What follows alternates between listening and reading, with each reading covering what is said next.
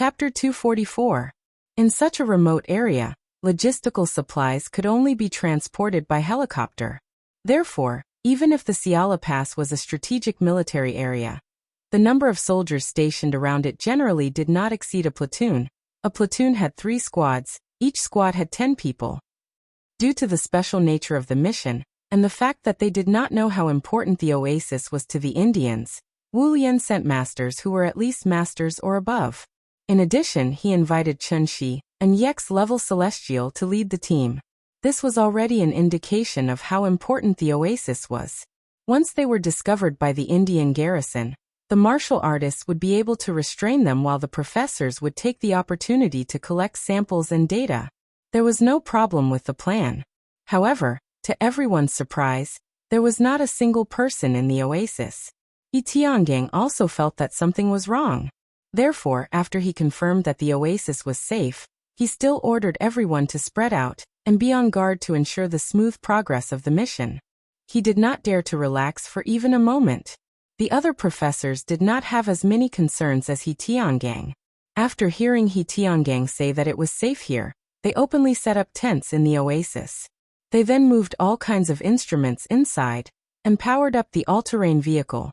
It was as if they had set up a temporary laboratory here. Chen Shi did not find anything strange. After pondering for a while, he decided to just cultivate here. After all, it was a sacred place for cultivation. He could not just let it go to waste.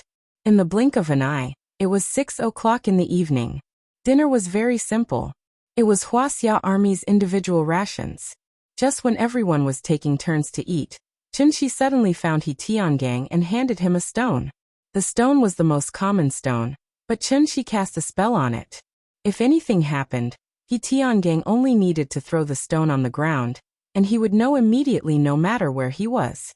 As for where he was going, was there a need? Of course, he was going home after work. He had been separated from the little guy for a whole day. Chen Shi really missed the cute little guy. Since he did not find anything strange, he did not need to stay here all the time. After all, compared to cultivation, Chen Shi preferred to be with the clingy little guy. He Tiangang was different from the straightforward Li Taidan. He knew Chen Shi's strength very well, so he did not dare to ask too much. Therefore, after taking the stone from Chen Shi, He Tiangang carefully put it in his pocket. Not to mention a stone, even if Chen Shi gave him a pile of shit, He Tiangang would still put it away properly. In order to prevent Li Taidan from worrying, Chen Shi specifically went to greet him before she left, saying that she was going out with He Tiangang for a walk. Only then did Li Taidan feel relieved. Then Chen Shi flew into the sky. However, before he left, he still glanced at the oasis below with some concern.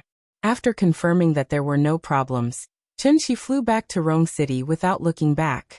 When Chen Shi returned to Aunt Zhang's house, the family was happily sitting on the sofa and watching cartoons with the little guy. Chen Shi gently knocked on the door. Although the sound was soft, it immediately attracted the little guy's attention. Then, she suddenly bounced up from the sofa, as if she had been electrocuted. Before Aunt Zhang could react, the little guy had jumped off the sofa and ran quickly to the door. As she ran, she shouted loudly, "Papa is back! Papa is back!" Chen Shi heard his daughter's sweet voice through the iron door. He could not help but smile. Time seemed to return to the time in Kangju district. At that time, didn't the little guy look forward to him coming home from work every day? Home is a warm harbor. Come back to rest when you are tired. It was a simple sentence, but at this time, it resonated deeply with the people in the room. The old-fashioned iron door was quickly opened.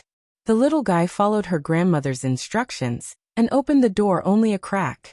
She tilted her little head and looked outside with one eye.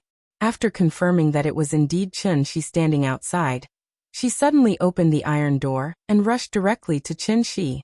"Papa!" Seeing the little guy rushing to him, Chen Shi quickly squatted down and held her in his arms. After kissing the little guy's smooth little face, Chen Shi asked with a smile, "Nian Nian, do you miss Papa?" Hearing this, the little guy suddenly grinned and said, "Yes. Good girl." Moo. After Chen Shi walked into the house with the little guy in his arms, Aunt Zhang immediately stood up and asked with a smile, "Have you eaten? There are still some dishes. I'll heat them up for you." While speaking, Aunt Zhang was about to go to the kitchen. Seeing this, Chunshi immediately stopped her and said with a smile, "No, I've eaten outside." "Okay, sit down. I'll get you a glass of water. I can do it myself." "How can that be?" Aunt Zhang smiled and patted Chunshi's hand away, then went into the kitchen to get him some water. Chunshi could only smile helplessly since her objection was futile. Auntie Zhang was still treating him as a guest. When Chunshi sat next to her with the little guy in his arms, Qin Ruoying asked with a little concern, "Are you okay?" "Of course not. You know how powerful your husband is. Look at you." Seeing his relaxed face, Qin Ruoying was relieved and did not ask any more questions. While Chunshi was talking to her, she placed the little guy between the two of them. Seeing this, the little fellow immediately stretched out her two little hands happily. She held Papa on the left and Mama on the right, and then naughtily pulled them to her side. On the big sofa, the family of three was tightly squeezed together. When Aunt Zhang came out of the kitchen with cold water and saw this scene, she could not help smiling. After waiting for so many years, she finally saw their family reunion. The little thing was curled up between the couple. When it saw its grandmother come out, it immediately stretched out its body and lay on Qin Ruoying's body. It patted the sofa next to it and shouted, "Grandma, come and sit too." "Okay, Grandma, sit down." Aunt Zhang handed the cup to Chunshi and touched his little head lovingly. Then she sat next to Qin Ruoying. Then the little thing jumped off the sofa. After taking a serious look at each of her relatives in front of her, she introduced them one by one to the air, as if she was practicing to introduce her relatives to strangers. "This is my papa. This is my mama. This is my grandma." In fact, this was a child's mentality to show off. Of course, she couldn't help showing off now that she had everything she didn't have before. Her childish and naive behavior amused everyone so much that they couldn't help but shake their heads and burst out laughing. Chapter 245. The whole family happily sat on the sofa and watched cartoons. The little fellow watched TV while holding Chunshi's mobile phone. Although the cartoons were very interesting, she still looked down at the phone from time to time and then grinned. And the thing that made her so happy was actually just a photo. It was a family photo consisting of her, Papa, Mama, and Grandma.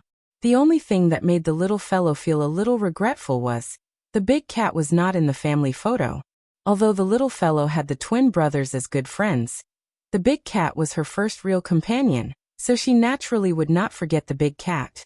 But unfortunately, the big cat did not come to Chengdu with them. The big cat seemed to retain some of its animal nature, so it was not willing to exercise in winter, and stayed at home all day. When they set off from Shangjing, Chunshi did not force the big cat to accompany them, but very kindly asked if it would like to go back to Chengdu with them to play. The big cat was also a little tempted, but when it heard that it was going to take a plane, it was suddenly scared and jumped to the beam, then shook its head like a rattle drum and decisively refused Chunshi's proposal. It could be seen how much it hated to take a plane. It was night.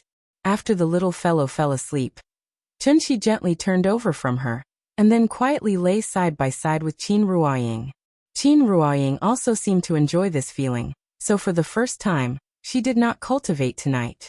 In the dark, the couple's fingers were clasped, and their hands were connected, silently feeling each other's existence.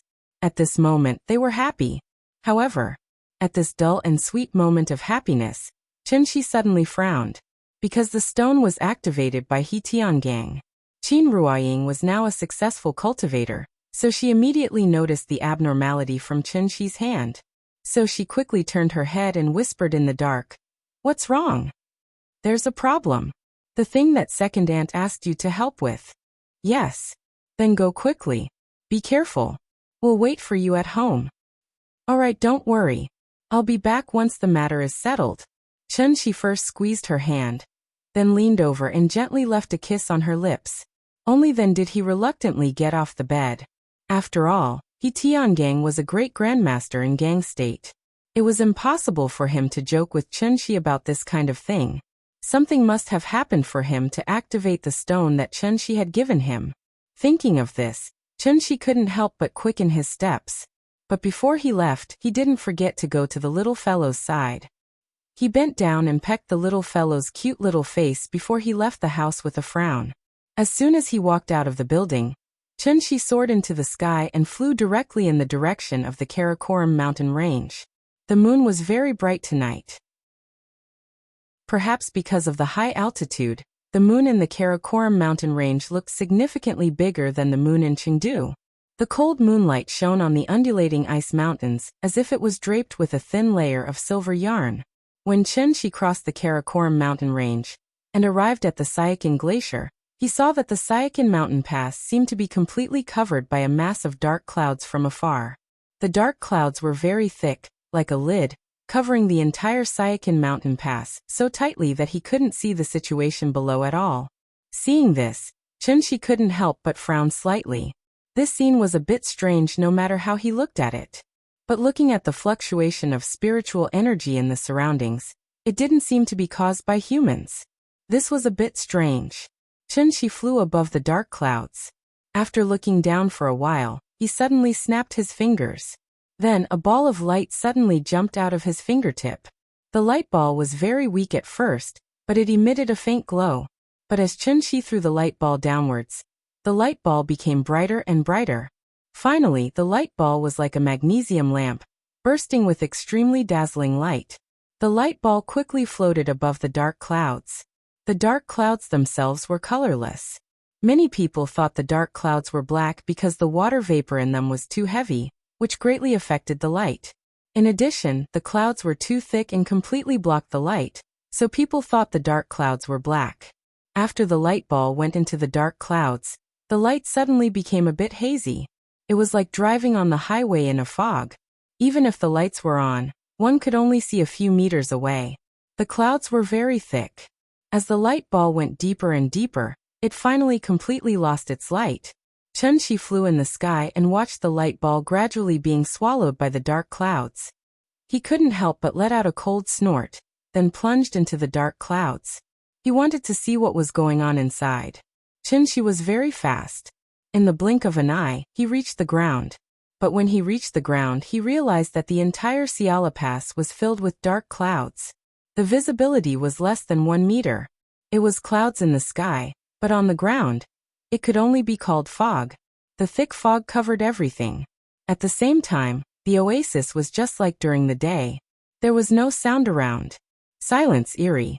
If Chunshi was a normal person, he would probably faint from the scene in front of him. After all, who knew if a ghost face would suddenly appear in the thick fog, or if an arm would reach out? Chunshi snapped his fingers again. This time, 4 light balls appeared at the same time.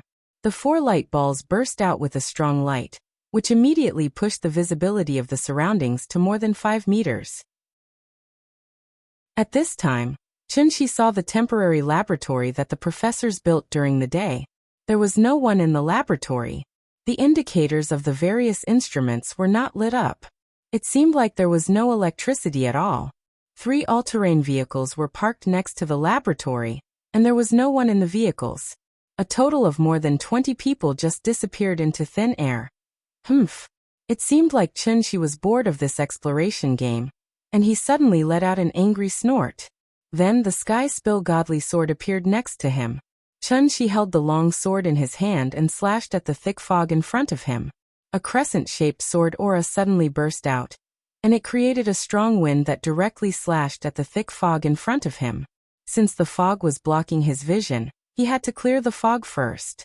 However, what Chunshi didn't expect was that after the crescent-shaped sword aura flew for more than 10 meters, it suddenly disappeared into the thick fog. Seeing this, the expression on Chunshi's face suddenly became slightly more serious. The sword aura he released was swallowed by the thick fog. The thick fog swallowed his sword aura? Are you kidding? Chapter 246. The fog was like the souls of the dead from the 9 serenities. It was as if it wanted to devour everything. Chunshi's crescent-shaped sword aura only flew for about 10 meters before it completely lost its glow in the thick fog. Although it was just a casual swing of his sword, and was not an exquisite move, it should not have been so weak. This situation really shocked Chunshi, and caused him to instantly get into battle mode. But what was out of Chunshi's expectations was that He waited in the thick fog for quite a while, but did not discover any danger lurking in the fog. Everything was very calm. It was as if it was just a natural fog. Chen Shi held the Tianyan sword in his hand and frowned as he constantly observed the thick fog in front of him. His divine sense was sealed, so he could only rely on his 5 senses to observe the outside world. The fog was so thick that it could not be seen through or blown away.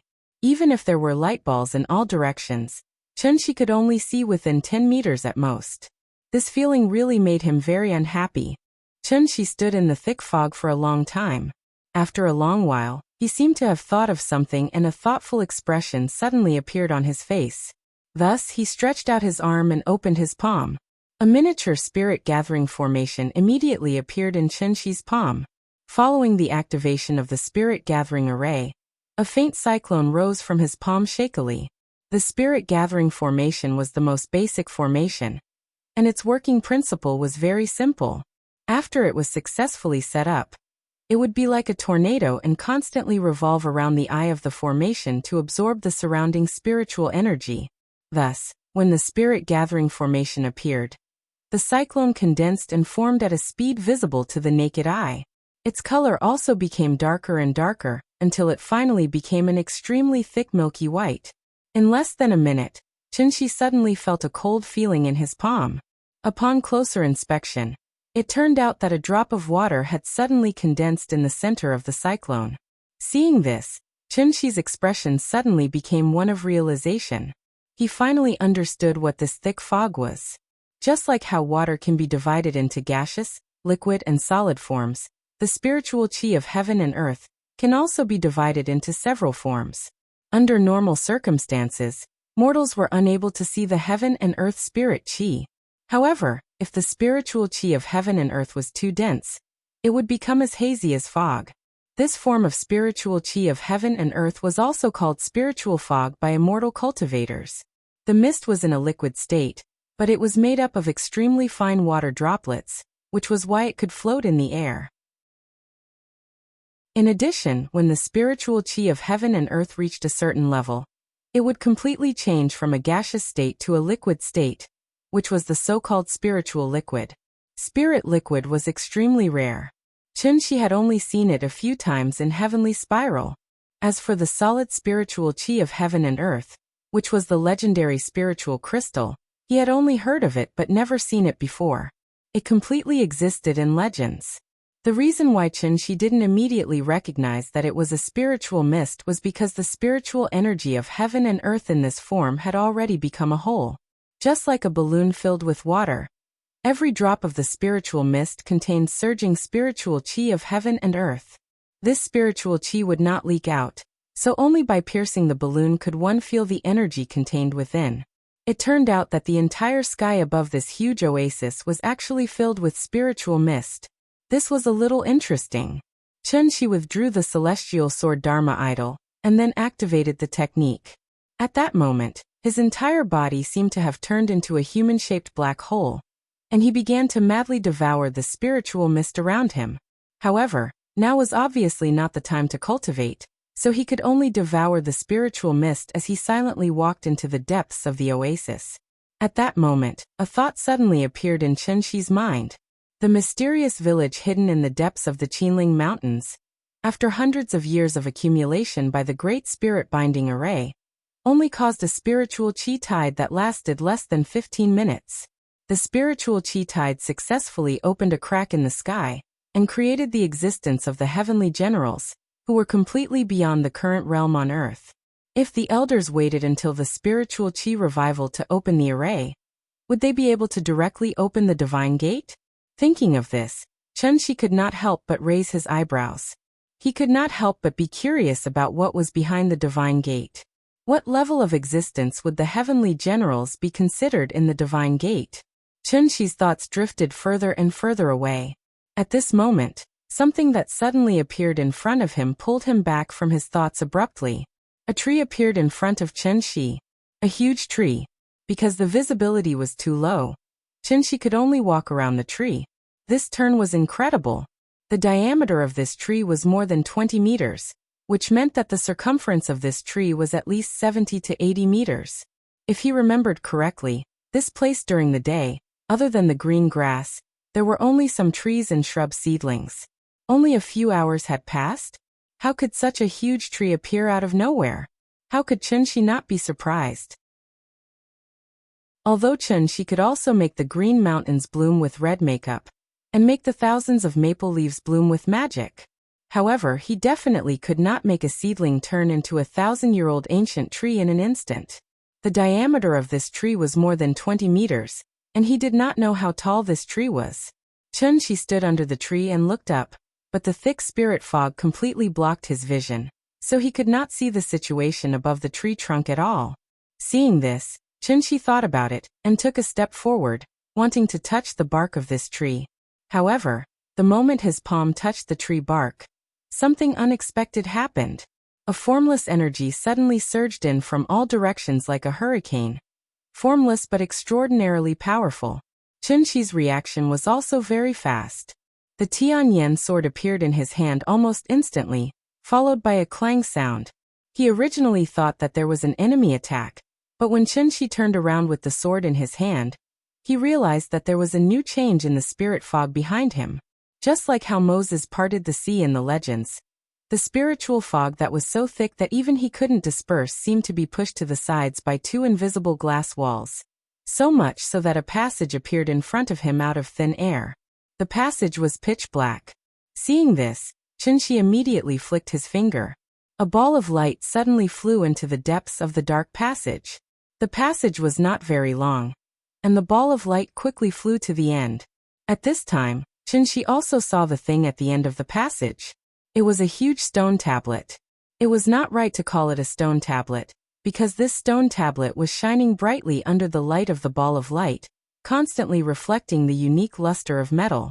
The stone tablet was very big, at least 10 meters tall and 2 to 3 meters wide. On the surface of the tablet, there was a line of ancient characters which read, Chapter 247.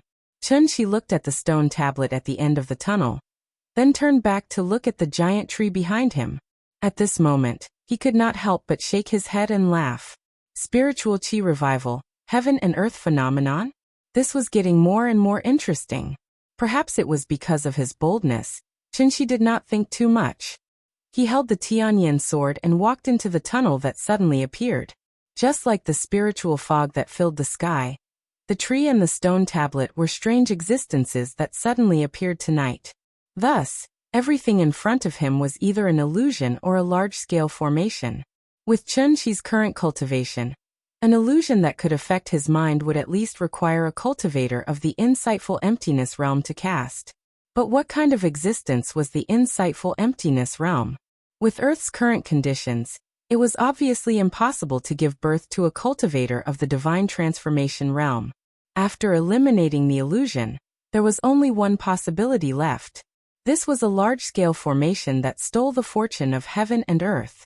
A large-scale formation that used the spiritual fog as the foundation, the tree as the formation door, and the stone tablet as the formation core.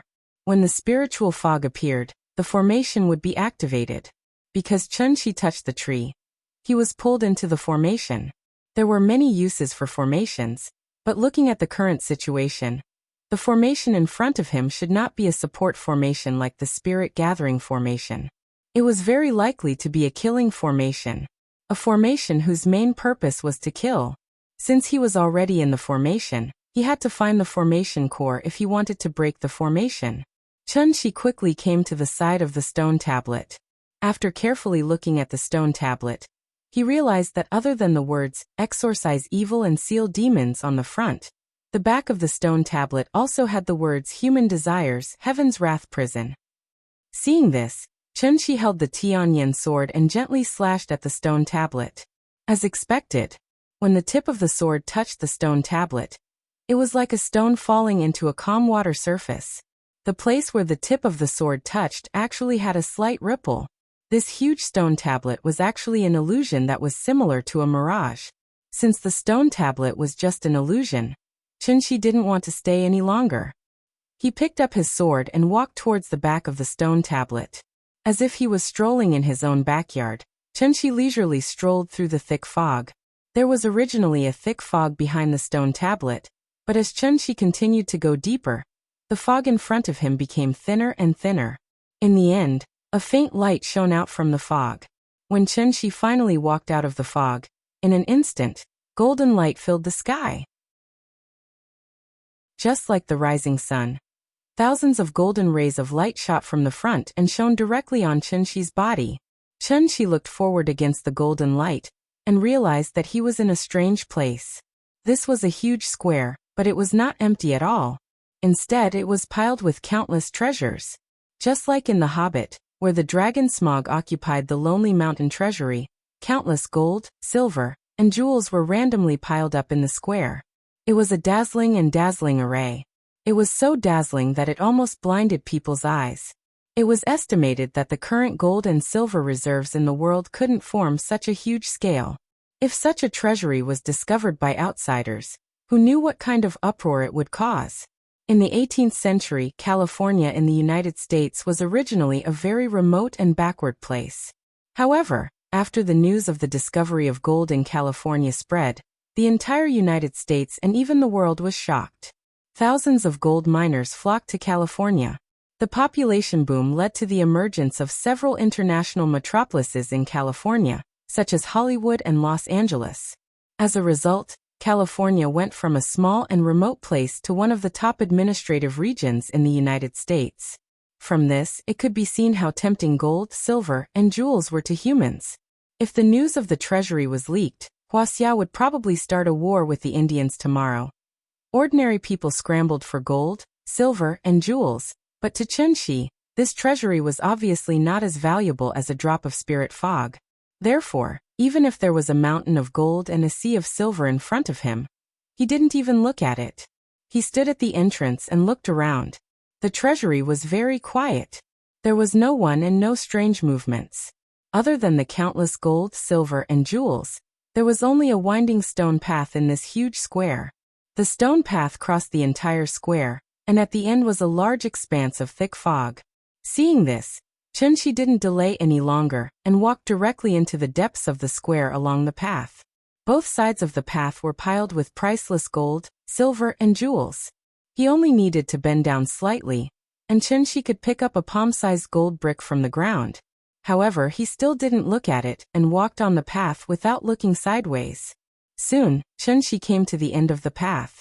The thick fog engulfed him again. The moment Chunshi walked into the fog, the square suddenly changed. The countless mountains of gold and silver suddenly turned into a scalp-numbing sea of corpses and blood. How was this a treasury? It was simply hell. Countless corpses were piled up randomly. The mountains of gold became mountains of limbs, and the sea of silver became lakes of blood. If one looked closely, one could see many soldiers wearing Indian military uniforms. It was no wonder that when Chunshi and his group arrived at the oasis, they didn't see a single Indian soldier. They must have been wiped out in this strange place. Chunshi continued to walk in the thick fog. By the time the fog had thinned out and the light had returned, he had arrived at a new place. It was a new square. However, the square was no longer piled with gold, silver, and jewels. Instead, it was filled with countless large icicles that looked like clusters of crystals. Similarly, there was still a stone path winding through the square. Chunshi continued to walk along the path. When he passed by the icicles, he suddenly realized that there was a woman sealed in each icicle. Countless devastatingly beautiful women were all stark naked without a stitch of clothing on. Although these women were sealed in the icicles, their expressions and postures were extremely seductive and lustful. Just looking at them a few more times could make one's heart burn with lust. With Chunshi's appearance, the women in the icicles seemed to have come alive. They lay in the icicles and kept changing all kinds of seductive postures. They even faintly let out a series of extremely erotic moans. For a moment, the square was filled with erotic scenes. Such a scene made Chunshi frown uncontrollably. He now had a rough idea of what this formation was all about. The formation in front of him was different from traditional killing formations. Although it was also offensive, it wouldn't take the initiative to attack. Instead, it would set up all kinds of traps to lure people into it. Once the person who entered the formation couldn't resist and touched the traps, death would await them. However, with this level of temptation, let alone immortal cultivators, even martial artists with slightly higher cultivation wouldn't be able to tempt them. It was too easy. Therefore, Chunshi didn't stop at all. He directly passed through the square and entered the fog again. As he continued to move forward, Chunshi's frown deepened. He really didn't understand now. No matter what, this was a large-scale formation that used spirit fog as its base. Was this all it could do? Chapter 248. Chunshi walked through the fog. When the fog in front of him thinned again, he came to the third square. Slightly different from the previous two squares. The third square was covered with lush vegetation. As soon as he stepped into it, he felt as if he was in a primitive forest. However, there were no signs of any living creatures in this primitive forest. Although he was not close to the square, a strong herbal fragrance went straight to the tip of Chunshi's nose. As far as the eye could see, this place was simply like a paradise. Money and beautiful women. Is it time for spiritual herbs and rare treasures? Chunshi thoughtfully glanced at the rare fruits, lingji, and immortal herbs on the square, but her feet still didn't stop for a moment. He seemed to be strolling slowly, but in fact he used the means of shrinking the ground. In a few steps, he crossed the entire square, and then disappeared into the thick fog again. Among the 5 elements, metal, wood, and water had appeared. If nothing unexpected happened, the next should be the fire array or the earth array. As expected, when Chunshi came to the 4th square, he suddenly felt a wave of heat hit him in the face. Countless huge copper pillars were erected in the huge square. Below the pillars, a raging fire was burning. It looked somewhat similar to the tortures of the ancient times. If the metal array and the water array were only targeted at ordinary people, then the wood and fire arrays had begun to target cultivators. Especially the fire array. When Chunshi stepped into the fire array, the heat in the air faintly raised an inexplicable irritation in his heart. At this time, Chunshi found that this array was not as simple as it looked on the surface. In fact, if this array had not been affecting the mind of the person who entered the array, there were probably not many muddle-headed people who would easily touch the trap in such a strange place. After all, how could gold, silver, jewels, and beautiful women be more important than their own lives? The stranger the environment, the more cautious people should be. Chunshi thought silently as he walked through the fire array and into the thick fog again. There was only one earth array left. However, when the fog in front of him thinned again, what appeared in front of Chunshi was no longer the square, but a very familiar place. His and Yingying's home. Zhonghai, Kongju District. Although Chunshi had lived in the Sai courtyard for a period of time, the home that he truly recognized in his heart was still this slightly shabby demolition community. Looking at the familiar scene before him, even Chunshi couldn't help but be stunned. The furnishings in the room were the same as before. Old furniture, picture albums scattered all over the place, and everything else. It was all so real. Just as Chunshi was lost in thought, a clear and melodious papa came from behind him. Papa. Chunshi looked back and saw Nianyan standing behind him. She was holding a picture book and seemed to want to hand it to him. Papa, tell a story. Nianyan raised her small hand with great effort, as if she wanted to stuff the album into Chunshi's hands. Chunshi lowered his head and looked at Nianyan's cute smiling face and expectant eyes at this moment. He was strangely enraged. Because he was so angry, it even caused the veins on his forehead to bulge. A dragon has a reverse scale, and a wolf has a thorn. Kill if you look at it, kill if you touch it. This array dared to touch the softest part of his heart, and tried to conjure a little girl to deceive him. Damn it. Kill, kill, kill. In a fit of rage, Chunshi slapped the picture book in Nianyan's hand. Then he let out a roar and said, "Sword, come." He hadn't been so angry in a long time. Daring to have ideas about Nianyan. Kill without mercy. Chunshi suddenly stretched out his right hand and made a grabbing motion in the air. But that familiar feeling didn't appear. Because the sword didn't come. The sky-spilled divine sword didn't appear. Chunshi couldn't help but look at his right hand in surprise. Then he activated the spell and tried to use his true essence to condense the divine sword Dharma again. But at this moment, a familiar voice suddenly sounded. Chunshi, what are you doing? Are you crazy? You're scaring her. With a shout, Qin Ruoying, who was wearing an apron, rushed out of the kitchen and hugged Nian Nian in a panic. She comforted her in a low voice. Nian Nian was obviously frightened by Chen Shi's reaction. After Qin Ruoying hugged her, she suddenly pouted her little mouth and cried out loud. Wah! Nian Nian, don't cry. Mommy is here, don't cry, don't cry. Qin Ruoying squatted on the ground and hugged Nian Nian tightly in her arms. While comforting the child, she raised her head and glared fiercely at Chen Shi. Then she shouted angrily, Are you crazy? Look clearly. She is Nian Nian. She is your daughter. Qin Ruoying roared at Chen Shi. Then she seemed to think of something. She couldn't help muttering in a panic. No, your illness is getting worse and worse. Nian Nian, Dad is sick again. Let's go get the medicine for Dad. Hearing this, Nian Nian seemed to be frightened. After looking back at Chen Shi with red eyes, Nian Nian sniffed and tried to stop crying. Looking at his wife and daughter in panic, Chen Shi couldn't help but let out a low roar. Fuck! This array formation had actually affected his mind. Chen Shi originally came in with the mentality of playing, but he didn't expect that even he would be lost in this array. Thinking of this, Chen Shi couldn't help but show a dignified expression on his face.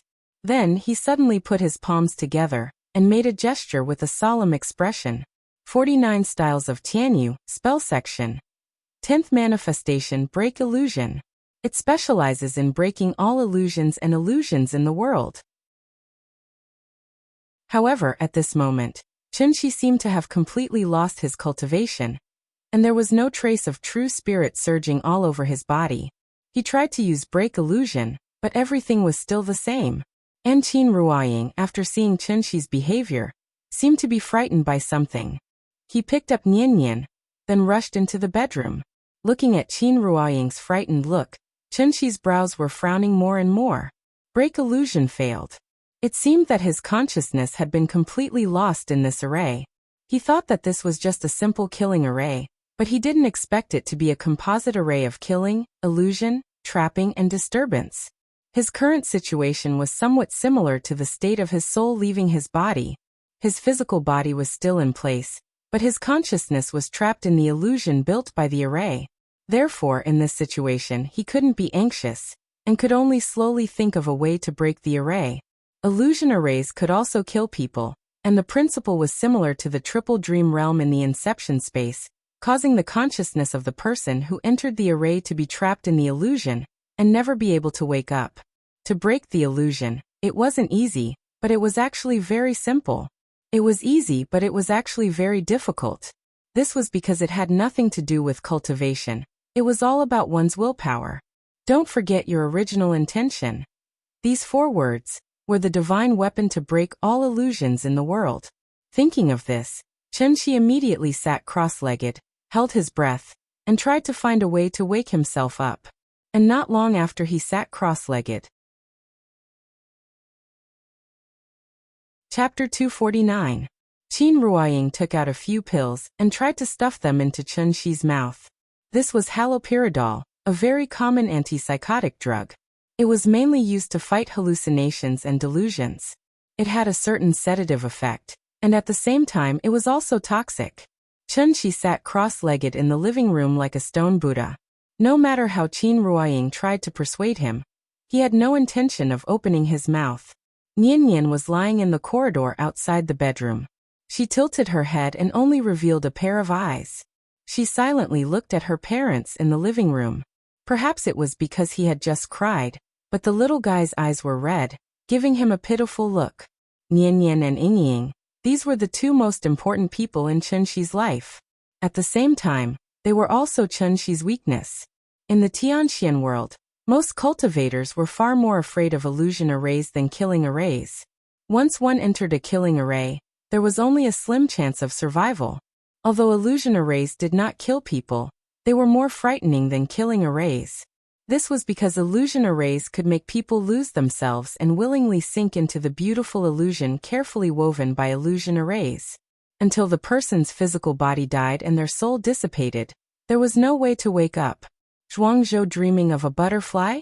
Or a butterfly dreaming of Zhuangzhou? She look at me, I'm Ying. Be obedient, okay? Take the medicine obediently, okay? Look at Nian Nian, you scared her. Don't be like this, okay? We were very worried about you. Qin Ruoying's slightly worried voice kept ringing in Chen Shi's ears. But Chen Shi sat on the ground motionlessly, as if he did not hear anything. Seeing this, Qin Ruoying's face couldn't help but darken. Bean-sized tears suddenly gushed out from her eyes. Life will always experience twists and turns. If the company closes down, then so be it. Don't give yourself so much pressure, be strong.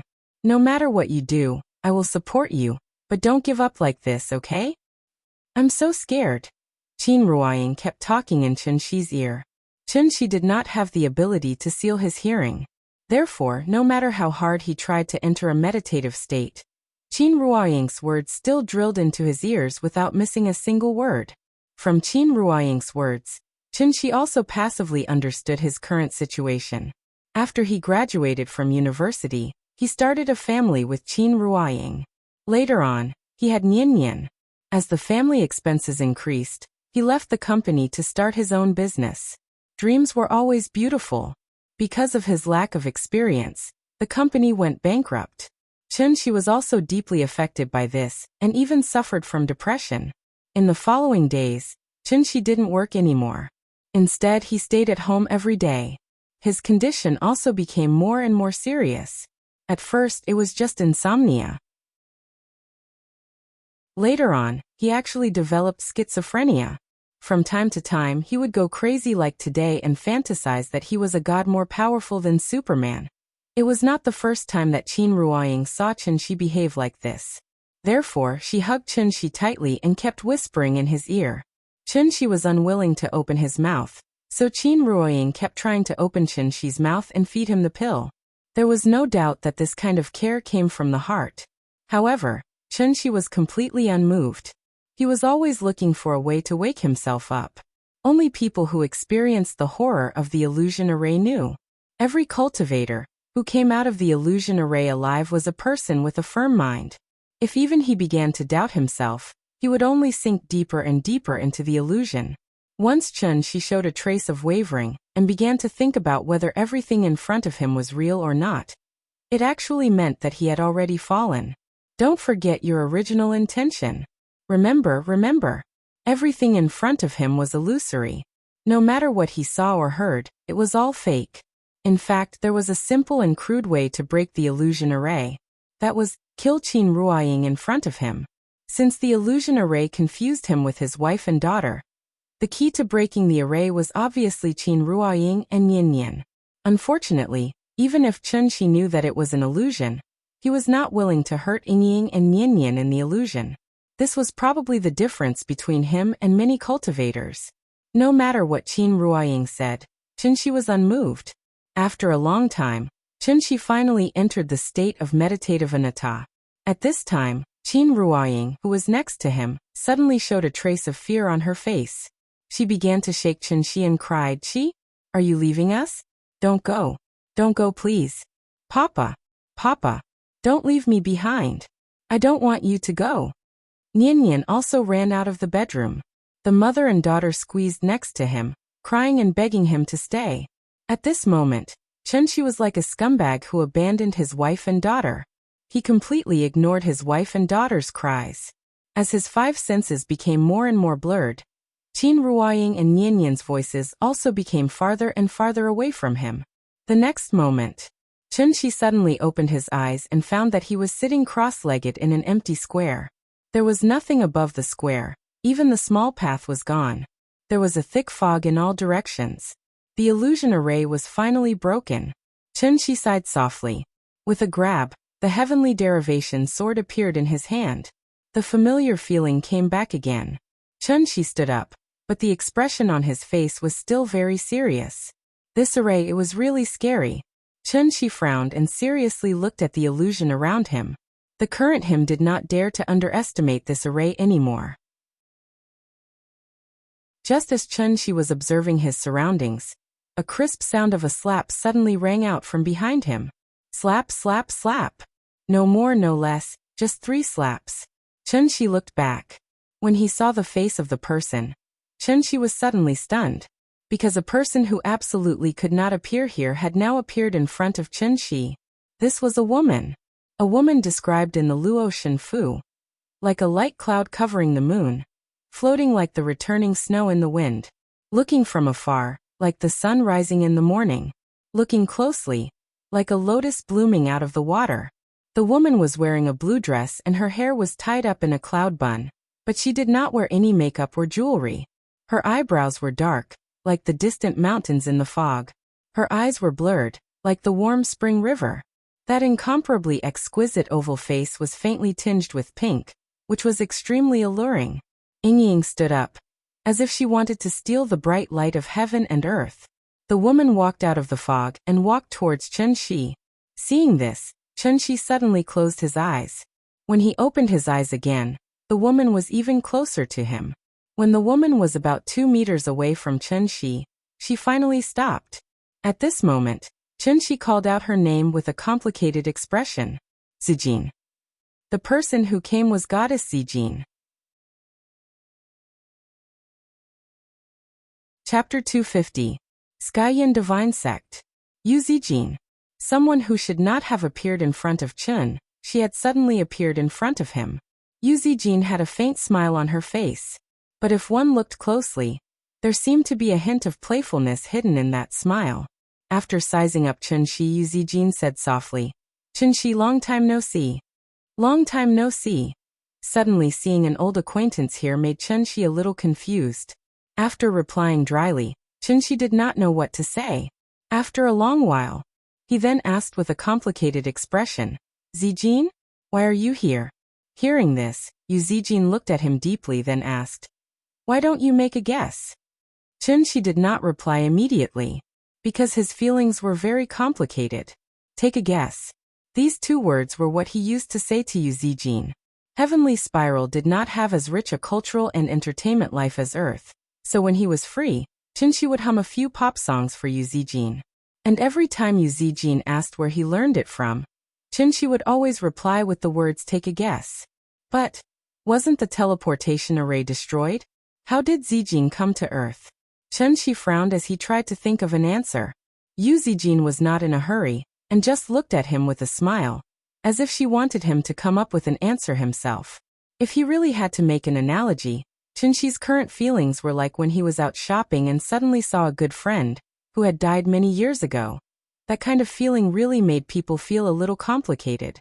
If he had to use a word to describe the relationship between Chen Shi and Yu Zijin, then the word beauty was naturally the most appropriate.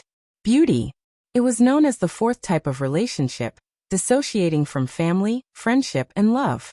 It was the highest level of interaction between friends of the opposite sex, and also the most dangerous stage.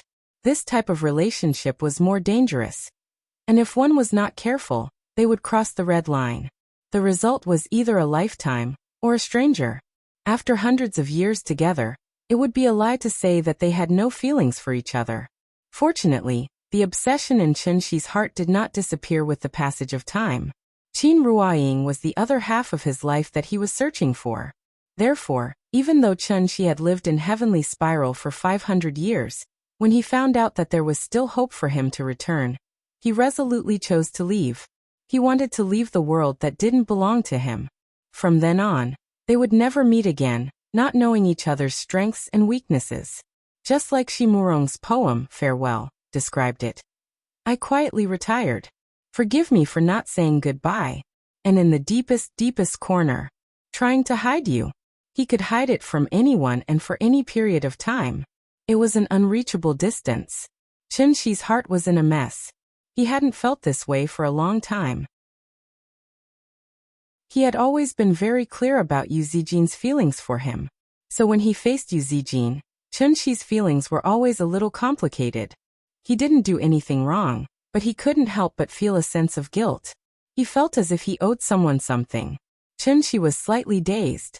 Yu Zijin didn't disturb him.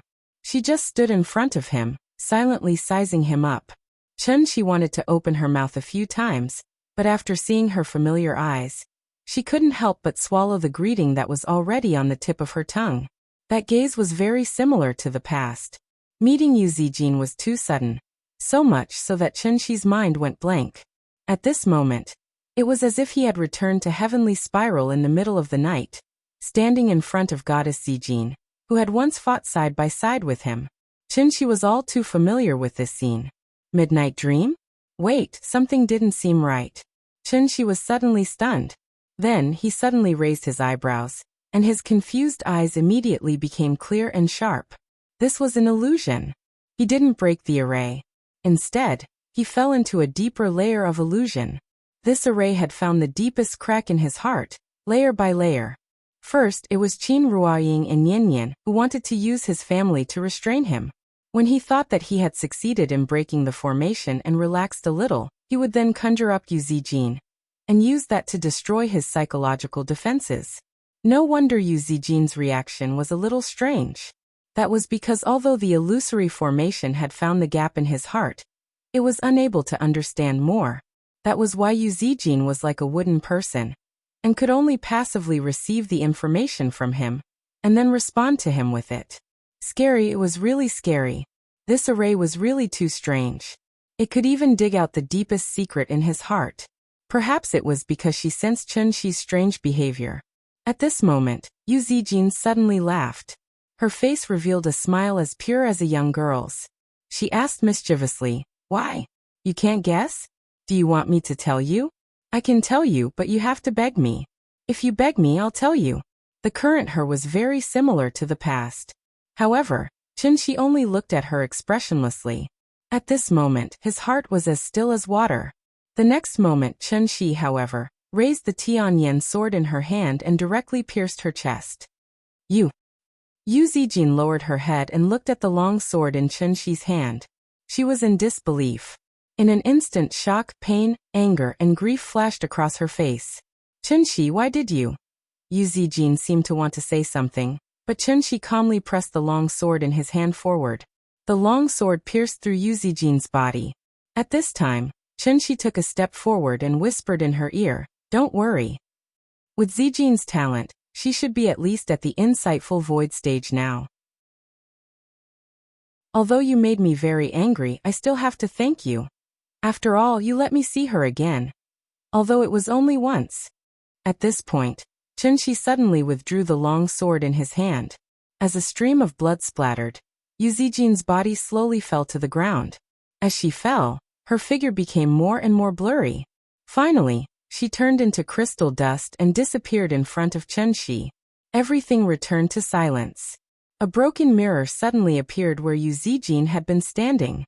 That was the array core. The mirror was broken. This array that could see through one's heart had finally been broken by Qinshi. However, although the array was broken, Qinshi did not look happy at all.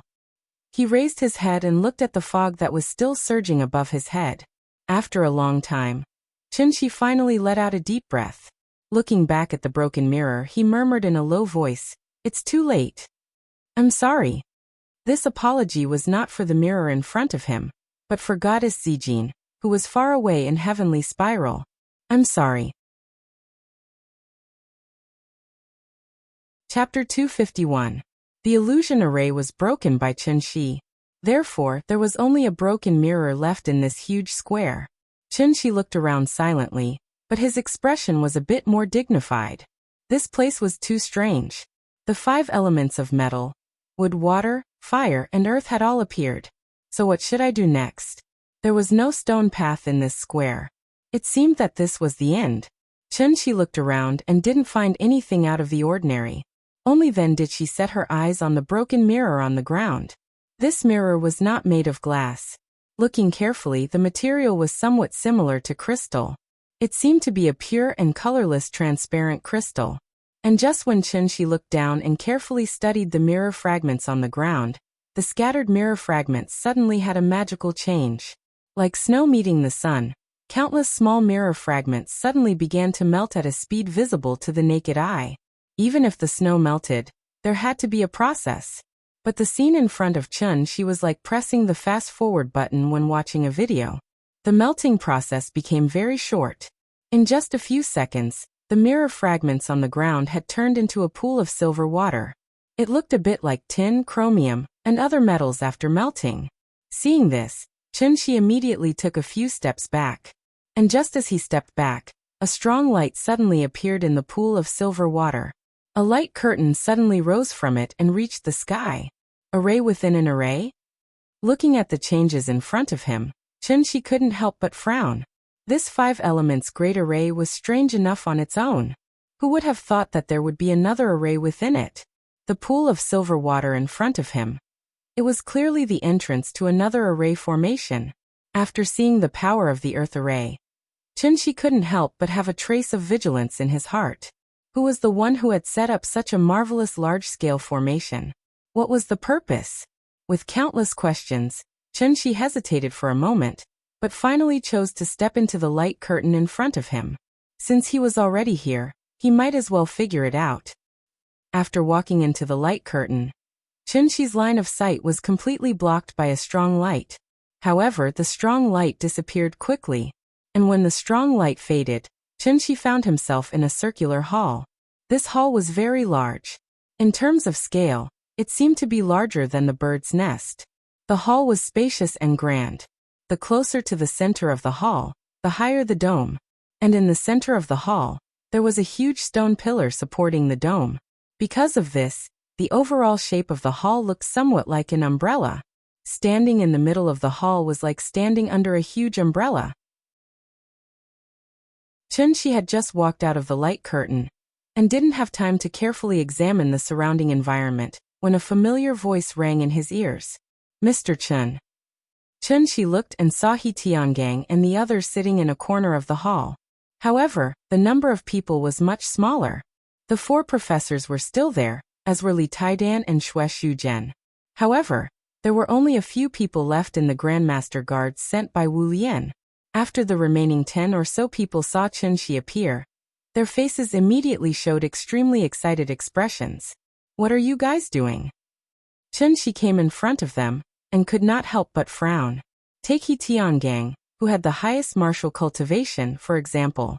He Tiangang did not look like a great grandmaster in the gang state. His beard was unkempt, his face was dirty, and his body was constantly emitting a foul smell. It looked like he had not bathed for a long time. His current appearance was somewhat similar to a homeless person on the street. Seeing Chunshi's puzzled look, the excitement on He Tiangang's face slowly disappeared. After that, a look of self-blame and regret appeared on his face. He could not help but sigh. Mr. Chun, it's all my fault. I shouldn't have thrown away the stone that you gave me. What's going on? We can't find a way out. We're trapped here. He Tiangang quickly explained the matter to Chunshi. It turned out that not long after the sun went down, the fog rose. Under He Tiangang's lead, the people cautiously tried to leave the oasis. However, no matter how they walked, they would eventually come to the giant tree. This situation should be the legendary, ghostly wall. He Tiangang had no choice but to approach the giant tree and try to find clues from it. He did not expect that this would trigger the formation door and make a passage appear in front of them. What happened after that was similar to what happened to Chunshi. Metal, wood, water, fire and earth. He Tiangang and the others had a mission, so they naturally did not dare to act rashly in the face of all kinds of strange situations. However, for some reason along the way, although everyone knew that the things in the square were not to be touched, there were still people who could not control themselves and ran to touch those traps, thus losing their lives in vain. They kept moving forward in fear until they came to the hall in front of them. The hall was not dangerous, but there were no doors or windows. It was like a prison, completely trapping them here. After listening to He Tiangang's explanation, Chunshi could not help but frown. Not to mention the metal, wood, water, and fire formations, just based on the earth formation at the end. How many people in this world could walk out alive with the exquisite layout of the formation within the formation? Chunshi thought that they had been wiped out long ago. Thinking of this, Chunshi could not help but ask in confusion, "How did you pass through the earth formation?"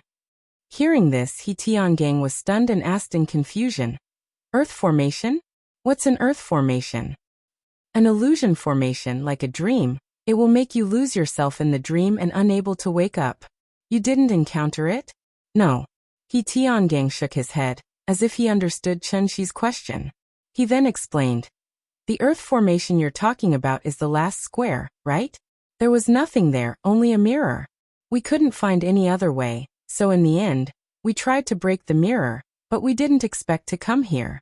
After listening to He Tiangong's description, Qinshi was silent. Directly skipping the earth formation? Based on the power of the earth formation, once they entered, there was absolutely no chance of survival for everyone present. Why didn't they trigger the earth formation? Could it be the earth formation only targeted immortal cultivators? Qinshi thought silently. He looked at He Tiangang, then at the rest of the people. Then he suddenly thought of a question, so he quickly asked, "How long have you been here?" Hearing this, He Tiangang could not help but smile bitterly and shake his head, sighing.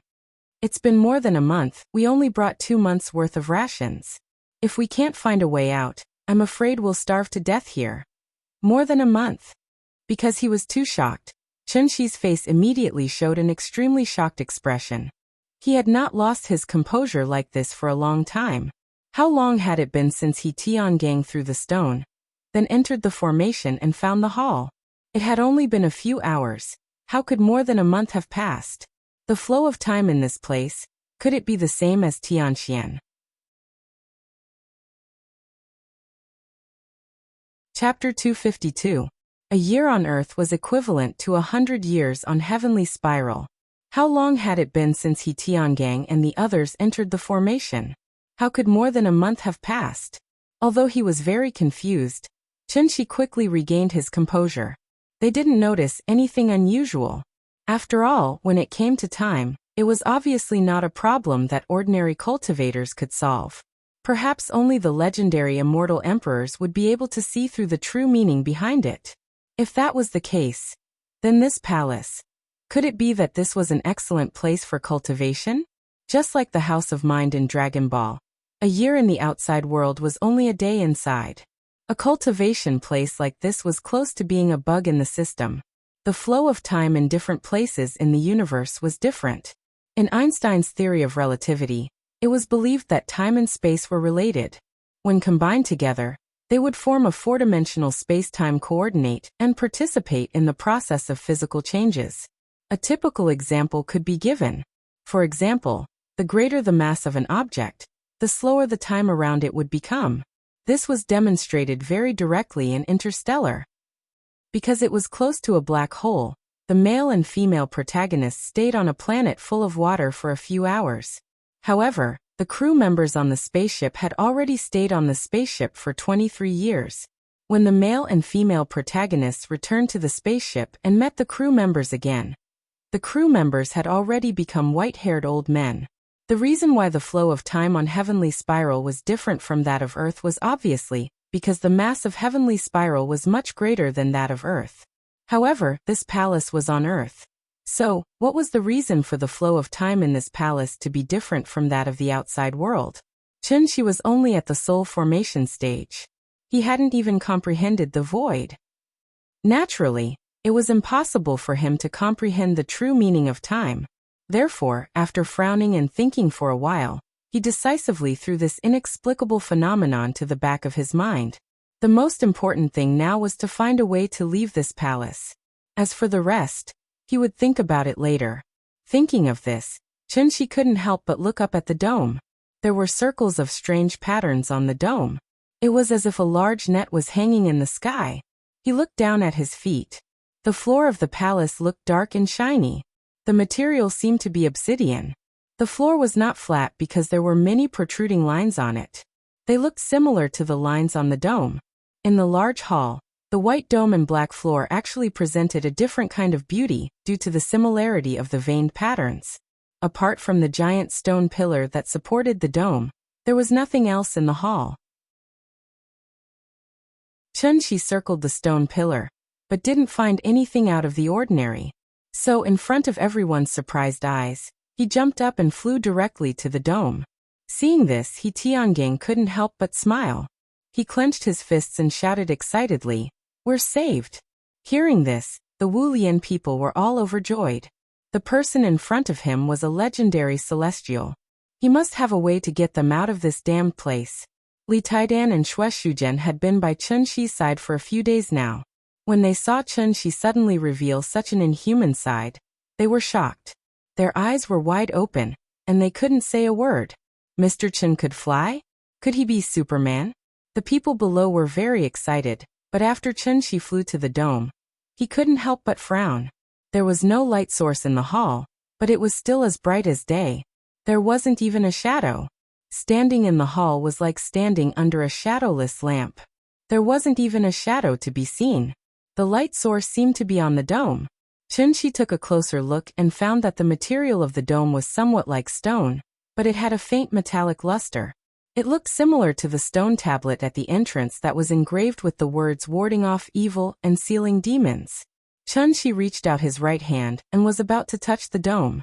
However, the moment his palm touched the dome, the originally solemn hall suddenly shook violently. Chen Shi was shocked and quickly retreated a few meters. Then he realized that the movement was coming from the stone pillar that supported the dome. The stone pillar kept shaking, and a strong force seemed to be breaking out of it. Seeing this, Chen Shi immediately shouted to the people below, "Be careful." Just as he finished speaking, like a fragmented grenade exploding in the hall, the giant stone pillar that supported the dome suddenly broke apart and turned into countless pieces that shot out in all directions. Chen Shi's figure suddenly disappeared in the air. When he reappeared, he was already in front of He Tiangang and the others. He held the sword with both hands and placed the Tian Yen sword in front of his chest. A light shield suddenly rose and protected He Tiangang and the others. The giant stone pillar was at least 10 meters in diameter. Now that it suddenly exploded, thousands of pieces shot out in all directions in the hall, and there was a continuous crackling sound. If Chen Shi wasn't here, He Tiangang and the others would have been turned into a sieve by the flying pieces of stone, and there wouldn't even be a corpse left. The explosion soon subsided, and the pieces of the stone pillar were spread all over the floor. After Chen Shi removed the light shield, He Tiangang and the others carefully began to look around. The explosion just now was very fierce, but there wasn't even a scratch on the walls of the hall. From this, it could be seen how sturdy the hall was. The giant stone pillar that supported the dome turned into rubble, and at this moment, a pillar of light suddenly shot down from the dome. The pillar of light replaced the original stone pillar.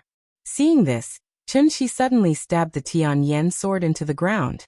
A light shield rose again, enveloping He Tiangang and the others. "All of you stay here, don't move." After instructing everyone, Chen Shi walked out of the light shield. Like sunlight peeking through the gaps in the clouds, the pillar of light was golden, and it faintly emitted a strong pressure. The pillar of light grew brighter and brighter. Everyone quickly averted their gazes. There was no way they could open their eyes in such a strong light. At this moment, Chen Shi sharply noticed that a black shadow had appeared in the strong light. Roar! Following an earth-shattering roar, a snake-like thing suddenly pounced out of the pillar of light, heading straight for Chen Shi. Seeing this, Chen Shi immediately grasped the air, and a new celestial sword Dharma appeared in his hand. As soon as the celestial sword Dharma was formed, Chen Shi held the long sword in his hand and directly slashed at the black shadow. A sword hidden in the air. The green sword radiance suddenly burst out. Like a long river hanging upside down, it swept up surging true core energy and rushed into the sky, straight into the clouds. Roar! The black shadow let out a loud roar, and then collided with the sword radiance.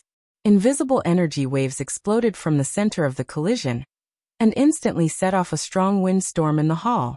At this moment, Chen Shi saw the black shadow clearly. It was actually a dragon.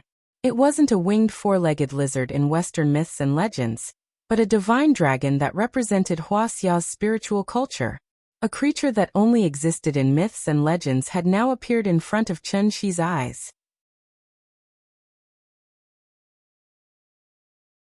Chapter 253. Area Wings said. The dragon is the head of the scaled insect.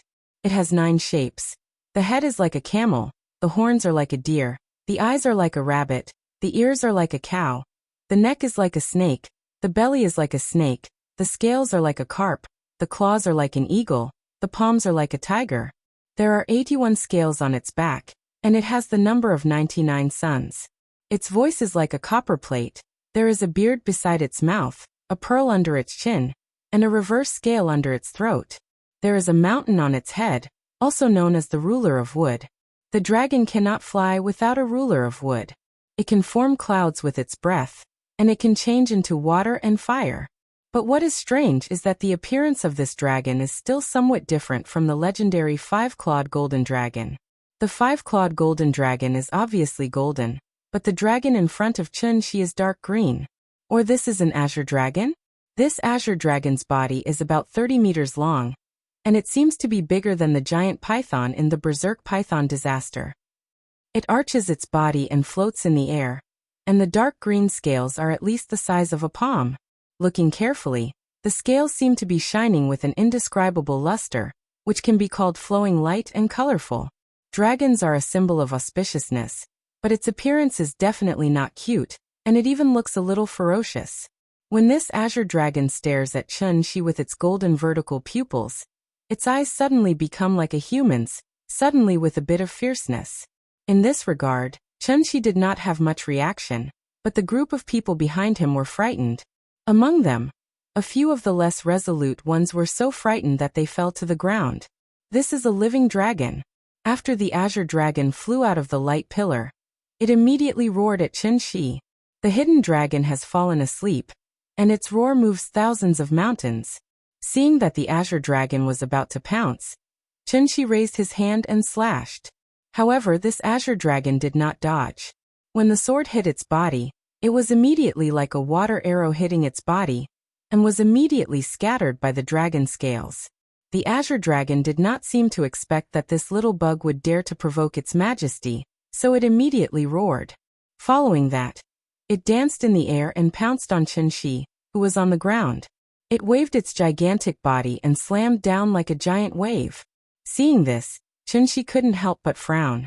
Could it be, was he going to slay a dragon today? Seeing this azure dragon charging over menacingly, Chun-Shi naturally could not sit still and wait for death. No matter what it was, he would beat it into submission first. Thus, Chun-Shi immediately held the Tianyan sword in front of his chest. The tip of the sword suddenly shone brightly, releasing a burst of golden light. It was as bright as the sun, instantly illuminating the entire palace. Condensed the will as the spirit, and the spirit as the sword. The 8 extremities boundless expanse was the so-called Earth Sword. 49 Forms of Heavenly Divination, Sword Technique Chapter. He Tiangang and the others hid behind the shield that Chun-Shi had set up for them. When they saw what was happening in front of them, they couldn't help but cry out in alarm. After Chun-Shi slashed out with his sword, a burst of golden light shone brightly. The blinding light made it impossible for them to look directly at it, so they could only cover their eyes in pain. There was no word that could describe the sharpness of this sword. It was as if it could split the heavens and earth in half. Chun-Shi stood proudly with his sword in hand. The azure dragon's figure was no longer in his eyes, only a golden sword light that pierced through the heavens and earth. Then the blue wave and the golden light collided violently. Roar! Following the azure dragon's roar, the entire palace began to shake violently. The stone pillars that were scattered all over the ground were now completely turned into fine powder, under the impact of wave after wave of force.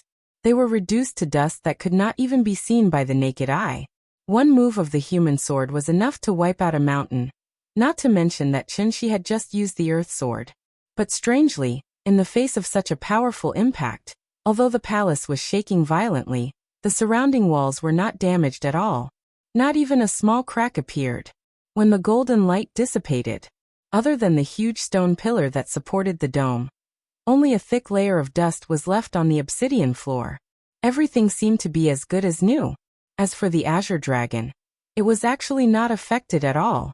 The azure dragon's speed was very fast.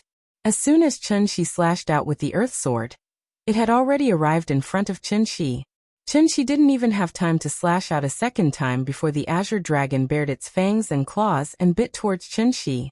Seeing this, Chun-Shi's body suddenly glowed with golden light.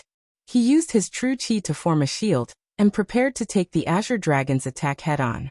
But at this time, the azure dragon's figure directly passed through his body. Passed through Chun-Shi was stunned, because at this time, he realized that the azure dragon was not real. It was just an illusion. No, it's wrong to call it an illusion, because it clearly received his attack just now. Chun-Shi raised his eyebrows and was about to turn around and slash again. But at this time, the Azure Dragon had already passed through the shield he set up for He Tiangang and crashed into He Tiangong's body. Although He Tiangang was a great master in the Alcade state, but to be honest, the Alcade state was only equivalent to a cultivator in the Qi refining stage. A battle of this level was obviously beyond He Tiangong's understanding. Therefore, He Tiangong's mind was blank. He didn't even have time to react. He could only watch as the 30-meter-long Azure Dragon drilled into his body. Yes, the Azure Dragon drilled into his body. The Azure Dragon's speed was very fast. In the blink of an eye, it had completely entered He Tiangong's body. Because this scene was so shocking, He Tiangang couldn't come back to his senses at all, until the Azure Dragon's figure disappeared from the hall and completely entered his body. He Tiangang still had a blank expression on his face. He Tiangang raised his hand and wanted to touch his chest. But at this time, a painful expression suddenly flashed across his face, and then he suddenly closed his eyes. Soon He Tiangang opened his eyes again. But when he opened his eyes again, He Tiangong's eyes had turned into a pair of golden vertical pupils. They looked like the eyes of the Azure Dragon just now. At first glance, it was obvious that they were not eyes that a normal human could have. How dare you, evil creature! Seeing this scene, Chun-Shi couldn't help but fly into a rage. Because he finally understood. He had been fooled. No wonder the stone tablet at the entrance of the formation was engraved with the words, "Seal evil and repel demons." Could it be that the formation was suppressing this Azure Dragon? But this Azure Dragon was clearly just a remnant soul. It was only because his divine soul was damaged that Chun-Shi didn't notice the abnormality at first. Looking at He Tiangong's current appearance, it was obvious that this Azure Dragon had taken over his body. Seeing this, Chun-Shi immediately let go of the long sword, and then suddenly clasped his hands in front of his chest. Since this Azure Dragon was just a remnant soul, he would destroy its divine soul today. 49 Styles of Heavenly Divination Spell Section.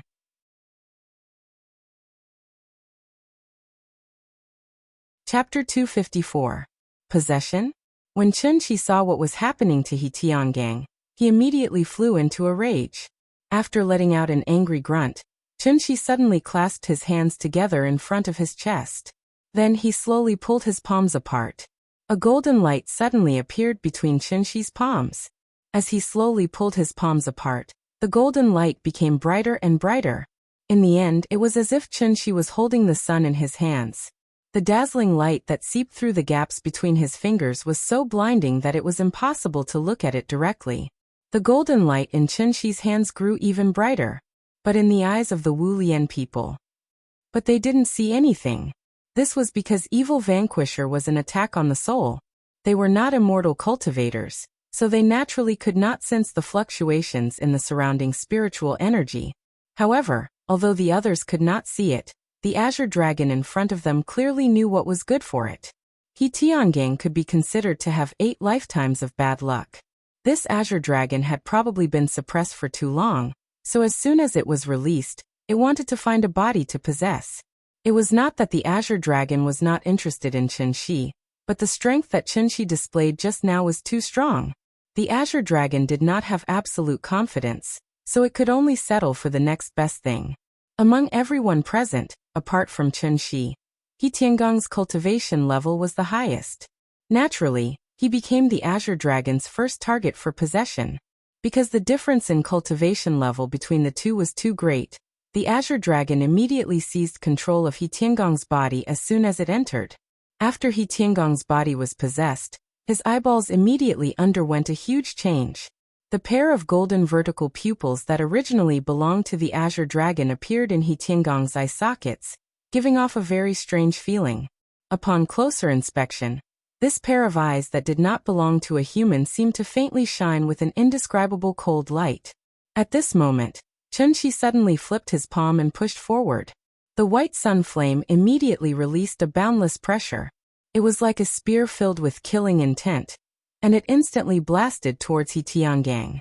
Seeing this, He Tiangong's eyes couldn't help but tremble. The vertical pupils in his eye sockets strangely shrank, completely turning into fine lines. But then his pupils suddenly widened, and there were two balls of red flames that kept pulsating in them. Then He Tiangang opened his mouth and let out a roar at Chunxi that did not sound like a human at all. Roar! Following the roar, the two flames suddenly turned into two crimson dragons. A mighty fire tornado suddenly gushed out from He Tiangong's eyes, sweeping towards Chunxi. The golden light and the crimson flame collided violently. In an instant, like a cannonball hitting an armory, a shocking explosion occurred in the hall. The air seemed to be ignited by the raging flames, and the raging flames filled the entire space. However, this was a battle on the level of the spirit, so to outsiders it was as if nothing had happened. Chunxi's spirit was damaged and could not directly use divine telekinesis to fight. But after such a long time of accumulation, his cultivation had mostly recovered, so the power of Evil Vanquisher was naturally far greater than before. However, what Chunxi did not expect was that his Evil Vanquisher, which he had used all his strength to unleash, was still blocked by the flames spewing out from He Tiangong's eyes. It was obvious how strong the remnant soul of this azure dragon was. Although Wu Lian and the others couldn't see what Chunxi and He Tiangang were doing, a battle of spirits of this level, just the spiritual storm created by the collision was enough to give them a splitting headache. Naturally, they couldn't pay attention to what was happening around them. Iron Egg Li and Xue Shuzhen were professional soldiers with strong willpower, but even so, they bitterly held on for about 5 seconds before their eyes rolled back and they completely fainted. If even they were in such a state, there was no need to mention an ordinary person like Professor He, who had no foundation in cultivation. Seeing their companions collapse one after another, the remaining neutralizing grandmasters gritted their teeth and held on for about 10 seconds before collapsing to the ground one after another. Only 2 people remained standing in the hall. In contrast to Chunxi's calm and collected appearance, He Tiangong's condition was clearly much worse. Not only was his face pale, but his forehead was also covered in sweat. His tired appearance made him look like an athlete who had just finished a round of a marathon. After all, the Azure Dragon had just successfully taken over this body. This level of exhaustion was naturally a bit too much for it to bear. So when it saw Chunxi acting as if nothing had happened, the Azure Dragon's heart immediately trembled. It couldn't help but use He Tiangong's body to speak. "You are very strong. I have no grudge with you, let me leave. I will remember your kindness." His accent was very strange. He sounded like a foreigner.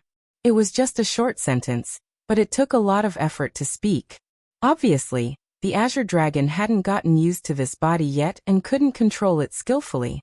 Hearing this, Chunxi looked at him deeply, then replied with a serious face, "I can let you go, but the premise is, you have to leave his body." No. Hearing that Chunxi wanted it to leave He Tiangong's body, the Azure Dragon immediately replied, "Without a body, I can't leave here." "Okay, then there's nothing to talk about." Chunxi shrugged indifferently, then said with a regretful expression, "I brought him here. You took over his body right in front of me, and now you want to leave safely like nothing happened? Let me tell you, there's no such thing as a cheap deal in this world." After hearing Chunxi's words, He Tiangong's expression immediately became uncertain, as if he was thinking. But Chunxi didn't intend to give him too much time to think. Although He Tiangong's body was occupied by the Azure Dragon, his consciousness obviously couldn't be swallowed by the Azure Dragon so quickly. So as long as the Azure Dragon's remnant soul was driven out of He Tiangong's body, then He Tiangang could still be saved. If time dragged on, and the Azure Dragon completely merged with this body, even a golden immortal couldn't do anything. Seeing that the Azure Dragon still didn't answer, Chunxi decisively spread out his hands, and 2 dazzling lights lit up in his palms again. Since Evil Punisher couldn't destroy it, then he could try another move. Anyway, he had plenty of tricks up his sleeves. Seeing that Chunxi seemed to want to fight again, the Azure Dragon immediately cowered, so it quickly said, "Wait, I have an idea." Hearing this, Chunxi immediately retracted his hands and asked, "What idea?" "You help me. Open the channel. After the channel is open, I'll come out from his body. Then you cover me and leave." "Okay." Chun-Shi pondered for a moment, so he readily agreed to the Azure Dragon's request. There was no exit in this hall, and the four walls were incomparably hard. Presumably, only the Azure Dragon knew how to get out. Since that was the case, there was no harm in cooperating. He helped the Azure Dragon escape, and the Azure Dragon left He Tiangong's body.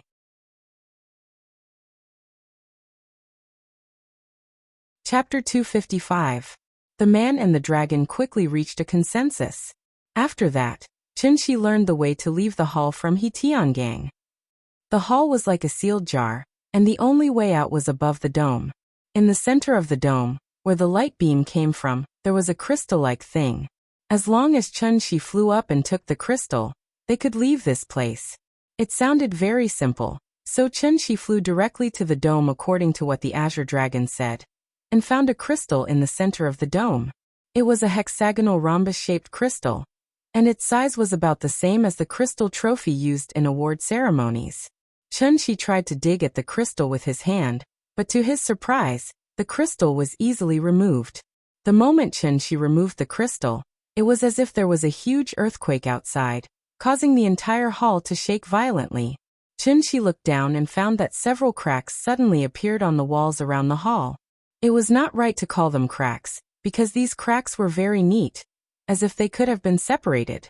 Under Chun-Shi's slightly surprised gaze, the hall bloomed like a lotus in summer. The ground turned into a lotus pod. The walls turned into petals, and bloomed in front of Chun-Shi. The arc-shaped walls fell out one by one at a very fast speed, but they did not make any sound when they fell. The wind and snow that filled the sky suddenly came. Chun-Shi looked up and found that he was now in an observatory, and the spirit fog that covered the sky and the moon had disappeared. Everything happened very quickly. The moment the cracks appeared on the walls of the hall, He Tiangang suddenly showed a look of ecstasy.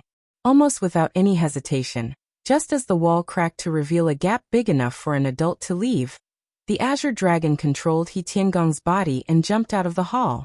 Run. As for the agreement between it and Chun-Shi, it was originally the Azure Dragon's stalling tactic. In fact, the Azure Dragon had never thought of leaving He Tiangong's body. After all, the heaven-defying act of seizing another's body was not without restrictions. This time, in order to seize He Tiangong's body, the Azure Dragon had already paid a great price. Therefore, Chun-Shi wanted it to obediently leave He Tiangong's body and look for a new body to seize. In the Azure Dragon's eyes, this was simply wishful thinking. With only a strand of remnant soul left, it could be said to be a rootless duckweed. Now that it had finally found a place to stay, the Azure Dragon naturally would not give up so easily.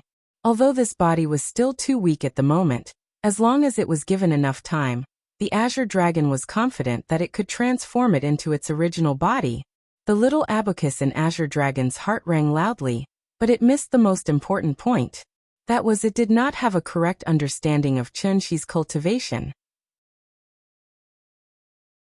Therefore, as soon as He Tiangang moved, Chun-Shi, who was flying in the air, lowered his head and looked at He Tiangang's fleeing figure. There's a path to heaven, but you don't want to take it. There's no door to hell, but you insist on barging in. Since you're going back on your word, don't blame me for being merciless. Chun-Shi spread out his hands, and the vital essence in his body surged. Immediately, 2 balls of light appeared in his palms. Then, Chun-Shi held the 2 balls of light and quickly gestured in front of his chest. Suddenly, he slammed his palms toward He Tiangang's back. 49 Forms of Heavenly Divination, Soul Dao Chapter. Tai Suppression, 3 Qis as 1, Soul Catcher. Soul Catcher was slightly different from Evil Vanquisher, because Soul Catcher was a pure spiritual attack. Chun-Shi's spiritual injury was very serious, so the moment he forcefully used Soul Catcher, his face flushed red. This move could be said to hurt the enemy 1,000 times, but hurt himself 800 times. However, the Azure Dragon had gone back on its word first, so today, Chun-Shi was determined to destroy its soul. No matter what kind of position it had in Chinese culture, in short, today, the proud dragon has no regrets. Perhaps sensing the pressure coming from behind, He Tiangang stepped on the snow and quickly leaped out. At the same time, he did not forget to look back. When he saw the golden light in Chun-Shi's hands, He Tiangang suddenly stopped. Then, he turned toward Chen Shi and let out a resounding dragon roar. Roar. The roar of a tiger and the roar of a dragon was mighty and continuous. The azure dragon probably knew that today's matter could not be settled peacefully. Therefore, after this deep roar sounded from afar, the shadow of an azure dragon suddenly appeared behind He Tiangang. The hidden dragon sleeps, and its roar shakes thousands of mountains. The shadow of the azure dragon coiled in the air. At the same time that Chen Shi slammed his palms, the shadow of the azure dragon soared into the air with a monstrous force. Like a giant python pouncing on its prey, it opened its bloody mouth and rushed toward Chen Shi. At this moment, Chen Shi seemed to see the shadow of great-granduncle in it. It was a very familiar scene, but Chen Shi did not have time to think about it. Because the soul catcher had been released. Like a descendant shooting down the sun, 2 light arrows shot out from Chen Shi's hands, directly toward the shadow of the azure dragon that was pouncing toward him. And at the moment when the light arrows and the shadow of the azure dragon collided in the air, the whole scene between heaven and earth seemed to be frozen. Snow fluttered in the snowy mountains. Under the sparse moonlight, the wind and snow filled the sky. The light arrows shot in from the dragon's head. After a flash, they pierced through the entire shadow of the azure dragon, and directly entered He Tiangang's body. The resounding dragon roar sounded again, but this time it did not come from He Tiangang's mouth. Instead, it came from the shadow of the azure dragon. As if it had suffered a huge injury, the shadow of the azure dragon trembled violently. Then it curled up into a circle in the air, raised its head and roared angrily toward the sky. Formless sound waves continuously sounded from the mouth of the azure dragon. Circle after circle, they spread in all directions. At the same time, He Tiangang, who was on the ground, stared with his slightly ferocious golden vertical pupils. There was a trace of disbelief on his face. However, the surprise on his face did not last long. After a few breaths of time, He Tiangang suddenly closed his eyes under the expressionless gaze of Chen Shi, and then fell into the thick snow. At this time, the shadow of the azure dragon in the air, like a group of disturbed fireflies, suddenly turned into specks of starlight and disappeared in the wind and snow. The soul was destroyed. This azure dragon that only existed in myths and legends was mercilessly obliterated by Chen Shi. Everything returned to silence. Only the sound of the wind was left between heaven and earth. After looking at the diamond-shaped crystal in his hand thoughtfully, Chen Shi looked down at the hall below.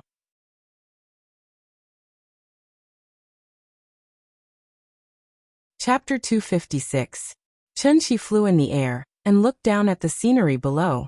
The thick spirit fog had dissipated, so his field of vision was wide open. After carefully observing his surroundings, Chen Shi found that he was now on a snowy mountain not far from the Siala mountain pass.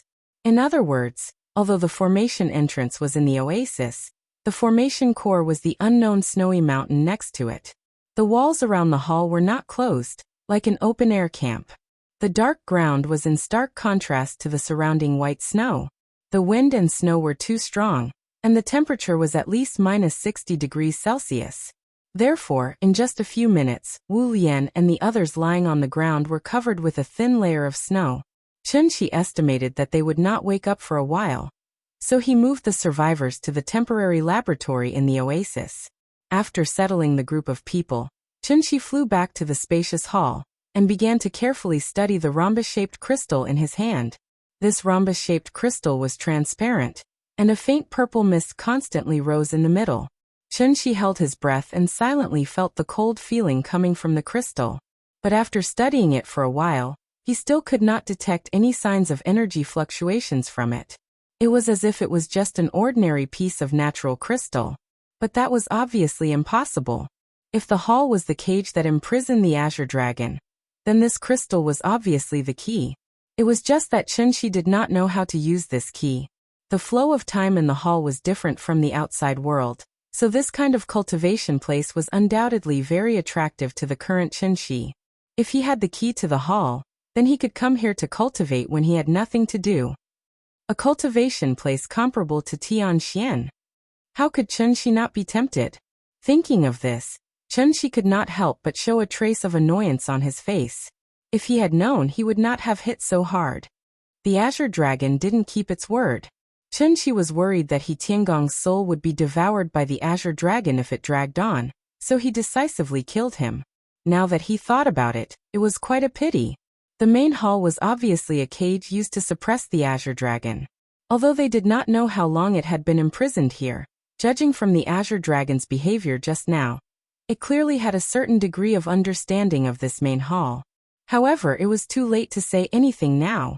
He had already killed the Azure Dragon, so Chunxi could only slowly explore the secrets of the hall. After pondering for a while, Chunxi began pouring his true essence into the crystal. When the true essence flowed into the crystal, the dense purple qi in the crystal began to surge. There's hope. Seeing this, Chunxi couldn't help but raise his eyebrows. He began to madly pour his qi into the crystal.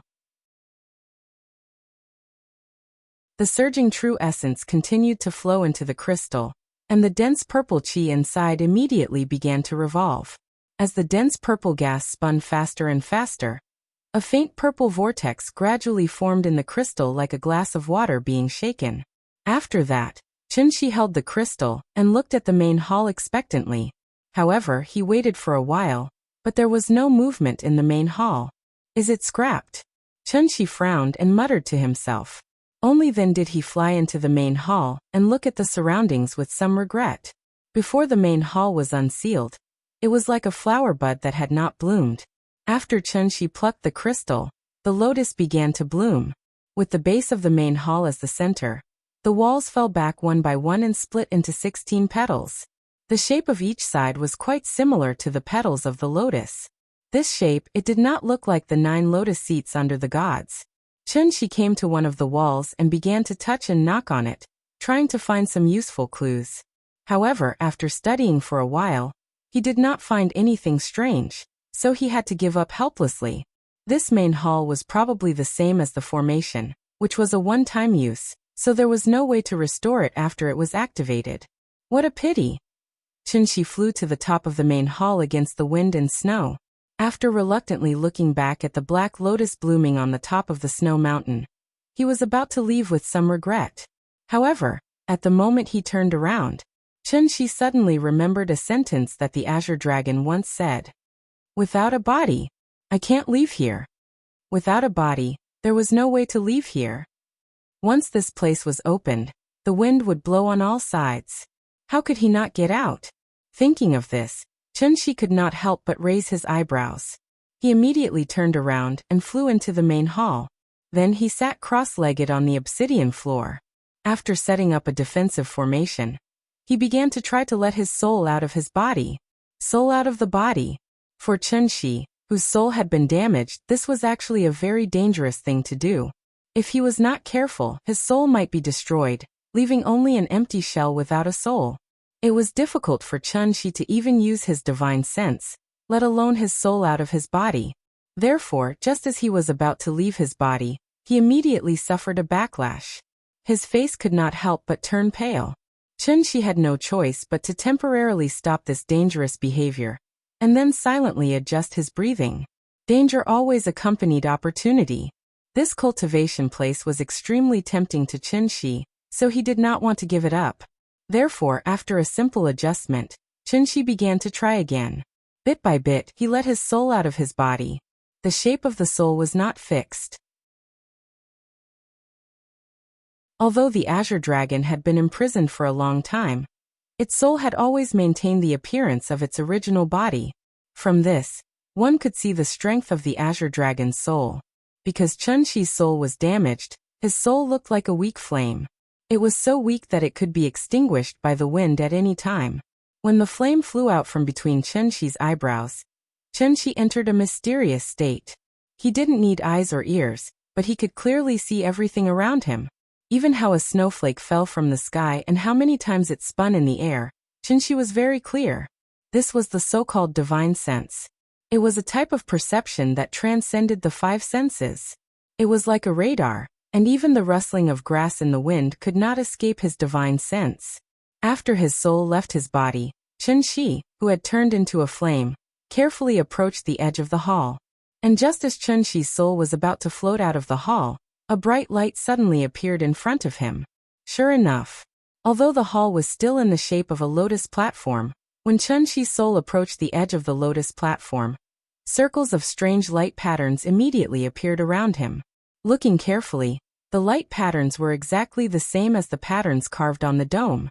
Looking at the ground, the protruding lines on the obsidian floor were also strangely glowing at this moment. In an instant, the sky and the ground were full of light patterns. Like two large nets, Chun-Chi was firmly trapped in the center of the hall. Inescapable net.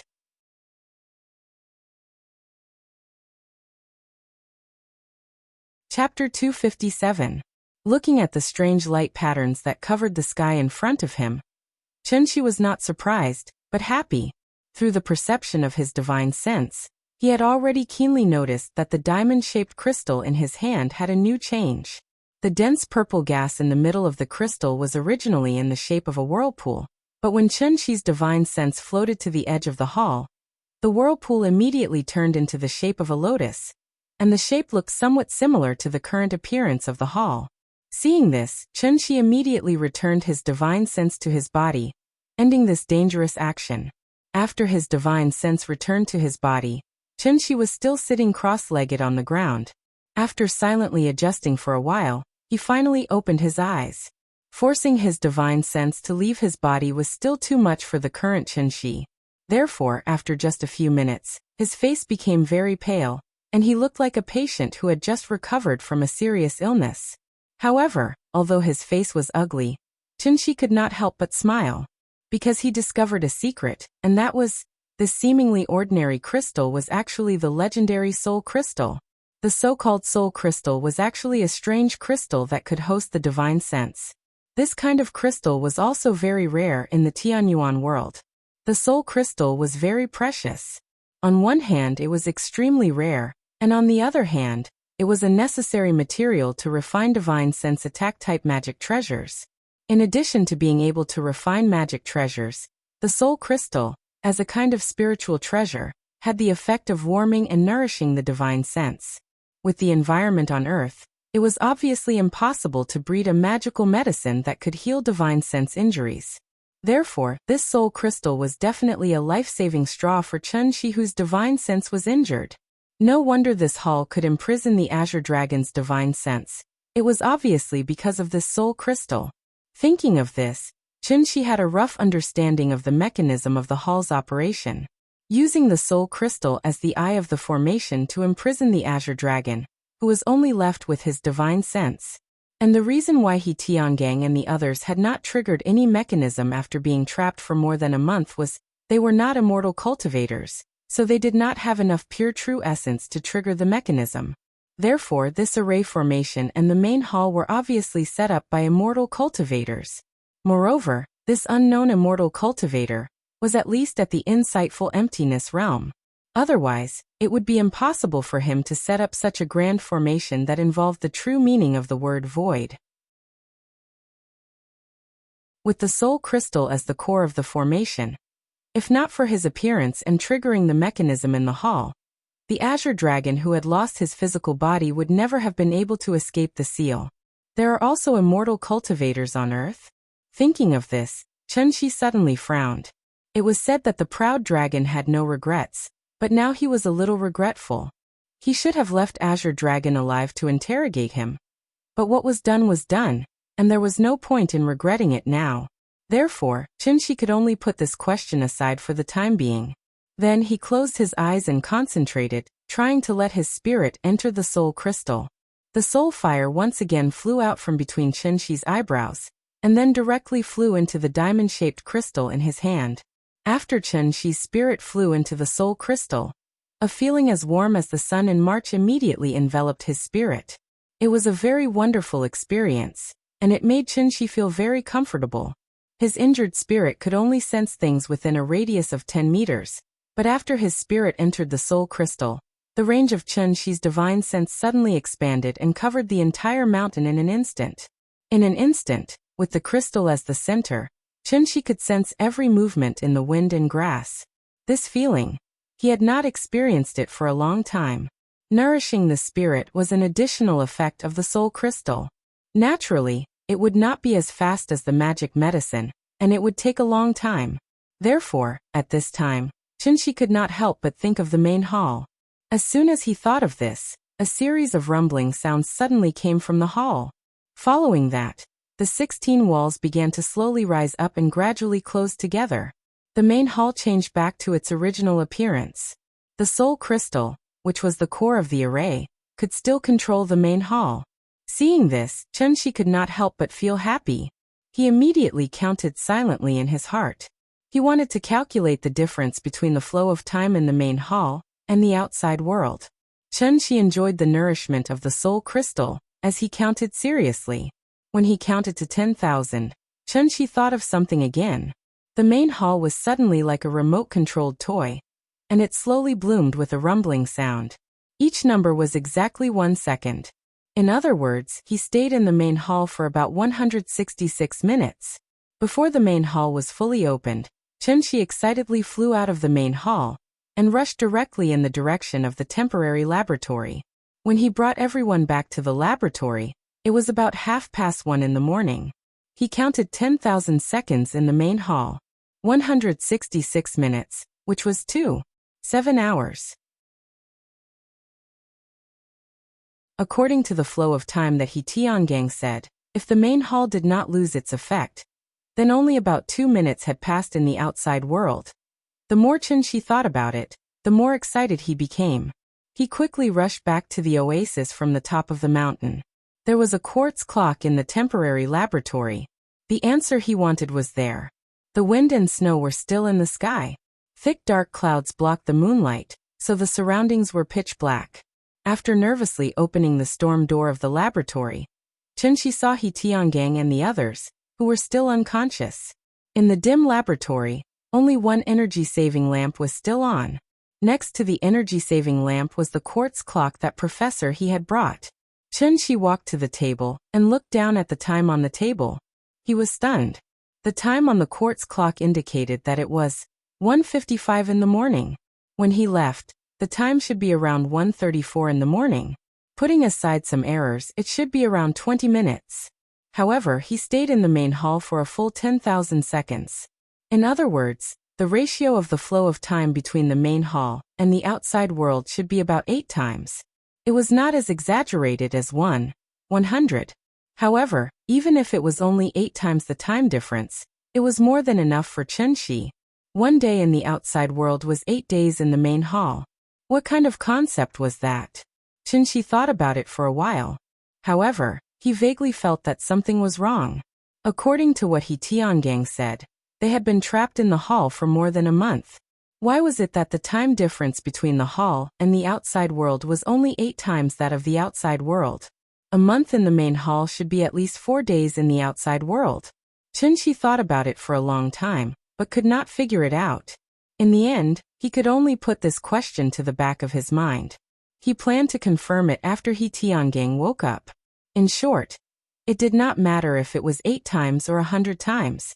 This time, he had really found a treasure. After confirming the use of the main hall and the soul crystal, Chunshi immediately set up a restriction in the temporary laboratory. As soon as someone woke up, he would know immediately. After that, Chunshi plunged into the main hall and began to use the soul crystal to heal the injuries to his soul. Because his soul was out of his body, he could not cultivate. Therefore, in his boredom, he could not help but let his imagination run wild. Starting tomorrow, after Nian fell asleep, he could secretly bring Ying here. Then, they could cultivate together as husband and wife and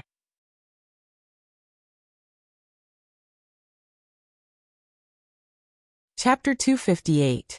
Morning, 6:27 a.m. When Chunshi sensed that someone had woken up in the laboratory through the restriction, he stopped cultivating for the night. Although only 4 hours had passed in the outside world, he had stayed in the hall for a full day and a half. Time and space were concepts that were both independent and interconnected. This was not the heavenly jade realm, but Earth. Other people only had 24 hours a day on Earth, and Chunshi was also on Earth. However, he could extend his day to nearly 200 hours through the hall. What did 200 hours mean? It was enough to turn a newbie who didn't even know how to loot a bag into a sly old fox who lay in the bushes and waited patiently for a delivery. This kind of miraculous effect that could be called a miracle naturally moved Chen-Shi, who had never been moved by external things. As for why the flow of time in the hall was different from the outside world, this question was too profound, and was completely beyond the level of a soul formation cultivator. Therefore, Chen-Shi was at a loss at this moment. He couldn't figure it out. Although the hall was very mysterious, Chen-Shi vaguely felt a sense of anticipation in his heart. Perhaps this hall, which involved the true meaning of time, was not only an excellent place for cultivation, but also a necessary step for him to take another step above the soul formation stage. The hall was too important for Chen-Shi. Therefore, when he left, Chen-Shi set up an illusion formation around the hall and hid the hall openly. From now on, this would be his secret base. For this, Chen-Shi had even made up a very believable story. If Wu Lian started an investigation, he would just have to say that it was all an illusion. The reason why he Tiangang and the others were trapped in the hall for more than a month was because they were under an illusion and mistakenly thought that they had been trapped in the hall for more than a month. In reality, they had only slept for one night and had a very, very long dream. Since the hall and the formation were both dreams, then the Azure Dragon was also a product of the dream.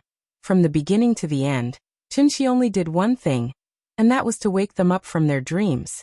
As for why everyone had the same dream, it was because the illusion was affecting everyone. In addition, the reason why the team had lost members was because the illusion had misled these weak-willed members. It was like sleepwalking, causing them to leave the camp in an unconscious state, and then completely disappear in the vast snowy mountains. This trip probably bodes ill rather than well. In short, being able to survive was all due to luck. Everything that everyone experienced was just a dream and illusion. It was a perfect explanation. At the same time, it was Chen-Shi's white lie. After all, what was the point of Wu Lian sending so many people if even he couldn't figure it out? I'll fool him first, and he'll slowly investigate in the future. By the time Chen-Shi returned to the laboratory, only the two neutralizing grandmasters were awake. When he Tiangang and the professors woke up, it was already 10 o'clock in the morning. Because he had almost been possessed by the Azure Dragon, he Tiangong's mental state was very bad after waking up. When Chen-Shi saw this, he told him to rest well. Although Chen-Shi's cultivation was very high, he wasn't an official member of the Wu Lian. Therefore, he Tiangang was actually the person in charge of this mission. After that, Chen-Shi explained the lie he had made up in detail in front of everyone. When everyone finished listening to his explanation, they all had extremely shocked expressions on their faces. Such a realistic experience was actually just a dream? Although everyone felt that this matter was too strange, there was still time to prove it. Therefore, after digesting it, they could only reluctantly believe Chen-Shi's words. This so-called dreamland was indeed a little too ridiculous for them. In fact, if they thought about it carefully, they could find many loopholes in Chen-Shi's words. For example, how could they explain the smell of dirt on their bodies after not bathing for more than a month? Also, how could they explain the consumption of food over the past month? There were too many suspicious points. No one was an idiot. However, Chen-Shi's words were reasonable, and there was also time to prove it. Therefore, no matter how doubtful everyone was, they had to convince themselves to believe Chen-Shi's words in the end. After all, they couldn't think of a better explanation. The team had inexplicably lost members. This was a serious matter. Therefore, even though he Tiangang still didn't understand the situation, he still honestly recorded everything in the mission log. Just like what Chen-Shi said, it was already good enough that they survived. As for what exactly happened last night, this was obviously not a question he should be thinking about now, because he was also a smart person. The snow had been blowing heavily all night. Now it was finally sunny. He Tiangang had already seen the strangeness of the oasis. Therefore, the first thing he did after the weather cleared was to move the temporary laboratory to the edge of the oasis. It was about 200 meters away from the oasis on a glacier plain. At this moment, he would rather be in an environment of -50 degrees Celsius in the cold wind than easily get close to the oasis. As long as the professors finished collecting the data, He Tiangang could take everyone on a trip and leave. However, this process would take about 10 hours. Because of this, He Tiangong's heart was almost in his throat. He could only keep praying in his heart that nothing would go wrong. Unlike He Tiangang, who was on tenterhooks, Chunshi was very calm. After patrolling the area with everyone, Chunshi stuffed a stone into He Tiangong's hand. The spirit fog dissipated, and the mysterious five elements formation also disappeared.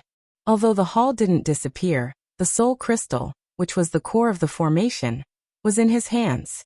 The danger was gone, so Chunshi was thinking, was it time for him to get off work and go home? It was almost noon. If Nian didn't see him when she woke up, would she cry to Ying?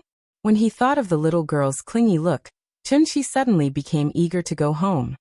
He couldn't wait to fly back to the little girl's side. After last night's experience, when He Tiangang saw Chunshi handing over another stone, he didn't even wait for Chunshi to speak. He Tiangang rushed to take the stone and smiled. I understand. Mr. Chun, go do your work. I'll throw the stone if there's anything. Hearing this, Chunshi suddenly smiled. Saving his life was worth it. This He Tiangang was interesting. After talking with He Tiangang, Chunshi left the Sayakin Glacier. When he returned to Chengdu, it was already 1 o'clock in the afternoon. Chunshi hid his body and landed in a secluded alley behind Wuhou Shrine Street. He had just walked out of the alley and looked up to see that the entrance of Aunt Zhang's neighborhood was crowded with people. A police car was parked by the side of the road. Many people surrounded the security booth and discussed. Looking at the situation, it seemed that something big had happened in the neighborhood. Although they were separated by a street, Chunshi's ears were very sharp. Therefore, when he walked to the neighborhood, a conversation among the onlookers instantly made Chunshi frown. I heard that a child was kidnapped. What a big child. 4 or 5 years old. Is it a boy or a girl? Little girl, she looks so obedient. Oh, why don't those bastards get their retribution? Xiao Qiu is so wicked. He's probably been hit by a car and died on the road. Attention Lamakes 666.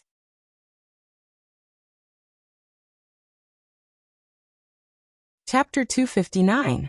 There was a child abducted in the community. A 4 or 5-year-old child, a little girl. When Chunshi heard this conversation, he couldn't help but frown deeply. Although he also knew that it was impossible for Nian to be abducted, as a father, Chunshi still subconsciously thought of Nian, so his heart was more or less a little nervous. There weren't many things in this world that could make him nervous. Nian's safety was obviously the first priority. But Nian couldn't have been abducted. Impossible. Absolutely impossible. Even if the earth exploded, it was impossible. This was because he put a lot of enchantment magic weapons on Nian. Once the enchantment was triggered, even if Chunshi was far away on the moon, he would immediately know. Moreover, with Qin Ruoying and Aunt Zhang's meticulousness, it was obviously impossible for them to let Nian run around alone, so they basically eliminated the possibility of Nian getting lost. However, even if he knew that this was impossible, Chunshi was still a little worried, so he subconsciously quickened his pace. In the blink of an eye, he had already arrived at the gate of the community. Auntie Zhang's neighborhood was an old-fashioned neighborhood that didn't even have elevators. Naturally, there wouldn't be any grand decorations at the entrance of such a neighborhood.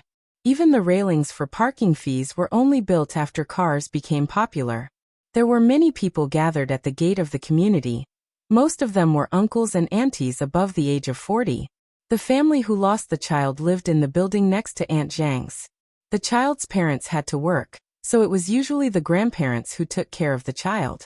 Now that the child was lost, the old couple could only sit on the ground and cry helplessly. The old couple was so sad that they couldn't speak, but the onlookers were talking one after another, giving the police who came to check the situation a headache. After all, losing a child attracted more attention than jumping off a building. There were only 3 surveillance cameras in the community, and one of them was at the gate. However, the resolution of these cameras wasn't high, and they were in black and white, so the images looked very blurry. After the police checked the surveillance footage based on the time when the child went missing, it took them a lot of effort to find the footage of the child leaving the neighborhood. The child ran out on her own. but she was following behind a woman riding an electric scooter. It seemed that she was willing. Human traffickers generally like to abduct children under the age of 5, because the children's minds were not fully developed yet. Naturally, they would not be vigilant and would be pleased with toys or candy.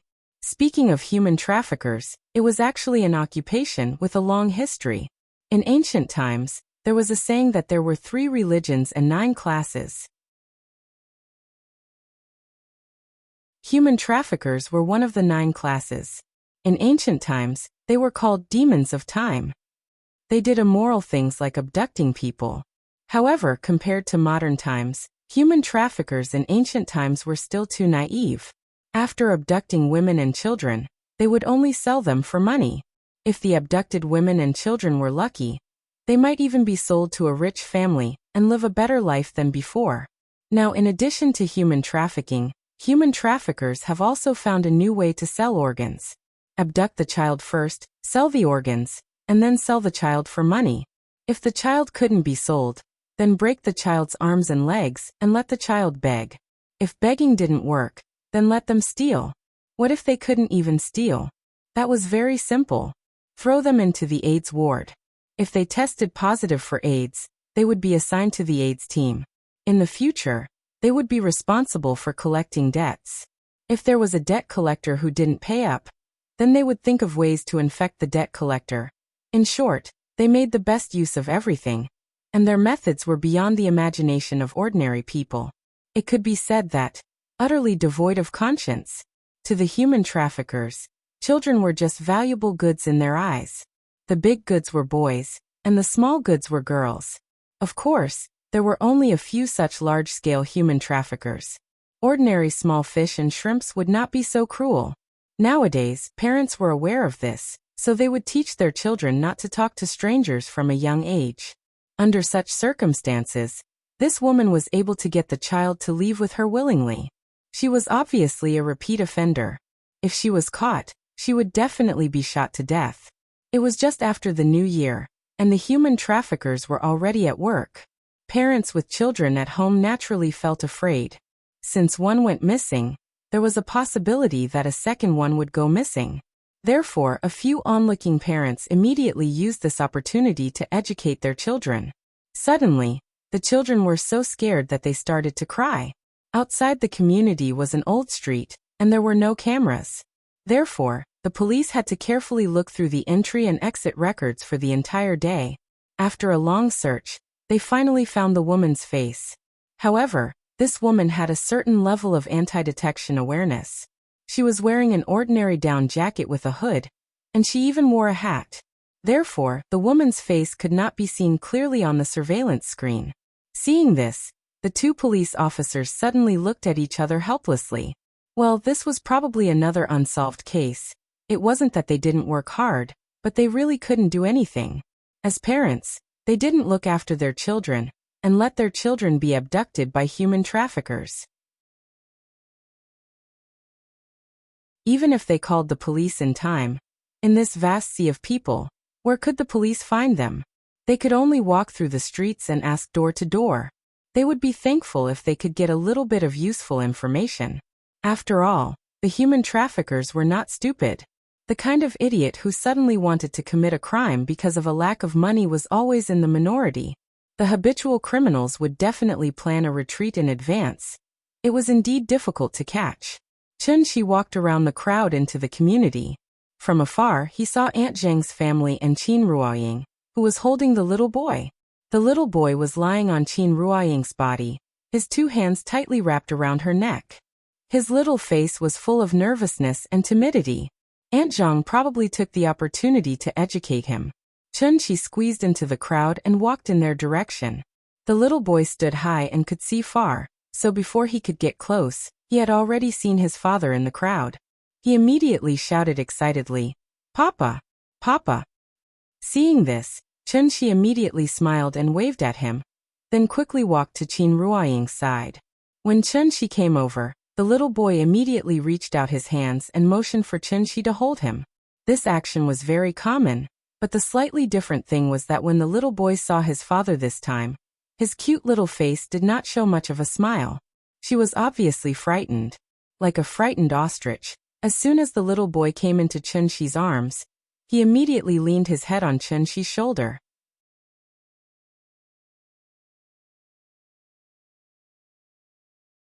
Chapter 260. The little girl was scared out of her wits because Auntie Zhang had just taught her a lesson by scaring her. Although the little girl was scared and seemed to be traumatized, Chunxi didn't think there was anything wrong with Auntie Zhang's behavior. After all, if she didn't pay attention to education in this area, it would be too late for regrets when the child was taken away by human traffickers. Although that was basically impossible, setting an alarm bell in Yin Yin's heart in advance was always a precautionary measure. Human trafficking had always been the most serious topic of this era. Behind it was the dark side of civilized society. Why did human traffickers like to abduct children under the age of 5? It wasn't just because children were easy to deceive, but because children couldn't remember things. After 2 or 3 years, they basically didn't recognize their biological parents. Instead, they would treat the family that adopted them as their closest relatives. After many years, even if the child had a little bit of memory before they were abducted, it was usually just fragmented fragments and not enough for them to recall the complete experience.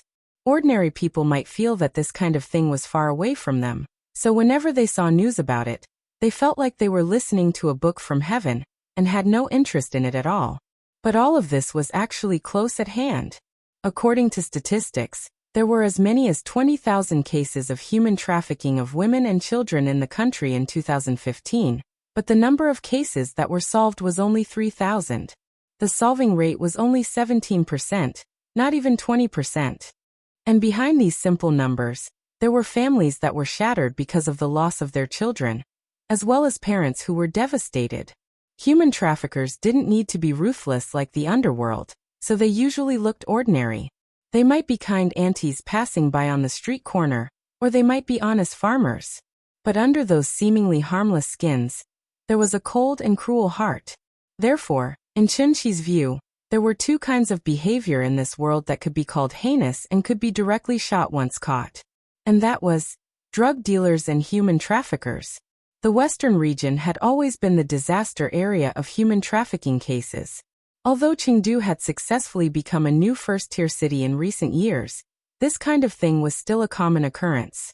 Auntie Zhang's goal of educating the child had been achieved, so she waved her hand and asked everyone to go home. During this time, she pursed her lips and didn't say a single word.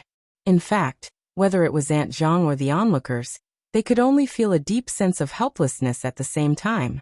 This also caused the atmosphere at the entrance of the residential area to be very oppressive. The old couple who had lost their child sat on the ground and cried miserably. That pitiful look really made people feel sad. After all, they were all people with children. As long as they imagined that their child was lost, that feeling of despair and helplessness would immediately surge into their hearts. He truly felt the same way. The police quickly understood what had happened, so they wanted to invite the 2 elders back to the police station to start the investigation. But just as they were about to help the old couple leave, the old lady, whose tears had dried up from crying, suddenly staggered and covered her chest with her hands. Then, she suddenly fell on her back. This sudden turn of events was like a splash of water falling into a pot of oil, causing an uproar among the crowd. Call 120. Grandma Lu fainted. Does anyone know anything about medicine? Come and take a look. Big Sister Lu's heart is not good. Is it a heart attack? Her medicine? Quick, someone get the medicine from her house. Everyone, make way. She's having a heart attack. We need to maintain ventilation. Do any of you know where her house is?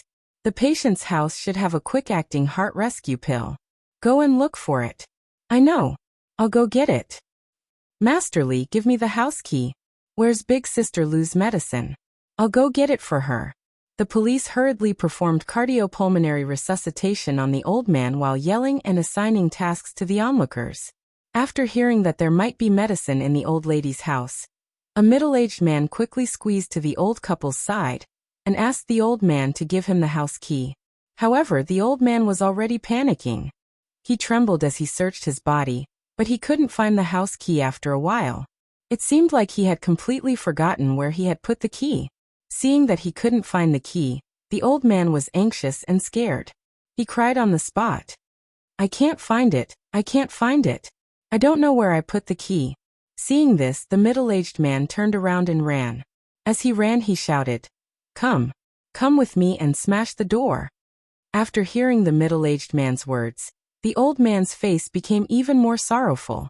He cried at the top of his lungs, "You can't smash it open. My house has a burglar-proof door." The old man lived on the first floor, so the burglar-proof doors and windows were reinforced. He didn't expect that it would become his wife's death warrant. How could he not feel despair? An old man in his 60s or 70s was now like a child who couldn't find his home. He could only sit on the ground and cry helplessly. These heavy blows one after another had obviously caused the old man to completely collapse. Just as the scene was in chaos, a calm voice suddenly sounded from behind the police. "Police comrade, I'm a doctor from Huaxi's cardiovascular department. Can you let me take a look at the situation?" Hearing this, the police who were performing CPR on the old man was overjoyed. He immediately stood up and shouted, Come, doctor, come and take a look." This doctor who came like timely rain was obviously Chen Shi. Based on the old man's current situation, it should not be a simple heart attack. It should be a myocardial infarction caused by excessive stimulation. To explain it in professional terms, the old man's emotional agitation caused his blood pressure to rise sharply. The burden on the left ventricle was obviously increased, the secretion of catecholamines increased, the demand for oxygen and blood in the myocardium increased, and the coronary artery was obviously insufficient, resulting in myocardial infarction and sudden cardiac arrest. Myocardial infarction was an extremely dangerous state. It could be said to be half a step into the gates of hell. The golden time for rescue usually did not exceed 30 seconds. The two police officers present had only learned some simple first aid skills, so they could not see the seriousness of the problem at all. They did not even realize the old man's heart had stopped beating. Chen Shi squatted beside the old man and pretended to pinch the old man's philtrum. Only then did he quietly release his true vitality. He used true vitality to inject oxygen into the old man's brain and wrapped the old man's heart with his true vitality. After that, Chen Shi controlled his true vitality and began to slowly squeeze the old man's heart, forcibly simulating the state of the old man's normal heartbeat. Thump thump thump. Finally, Chen Shi's efforts were not in vain. After about 2 minutes, the old man lying on the ground suddenly frowned, and then coughed violently. Seeing this, the surrounding crowd suddenly burst into a burst of loud cheers.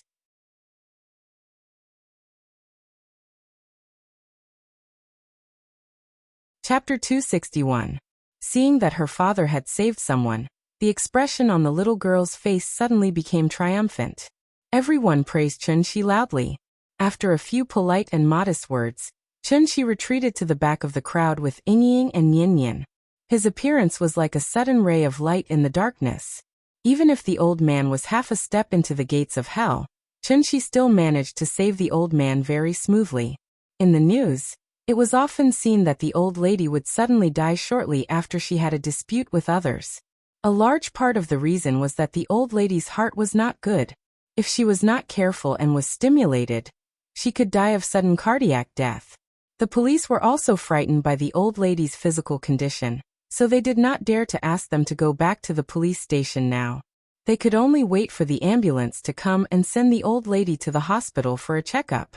However, even though the old lady was lucky to survive, the first thing she did after waking up was to look at the crowd and cry, "Where is my granddaughter? Where is my granddaughter?"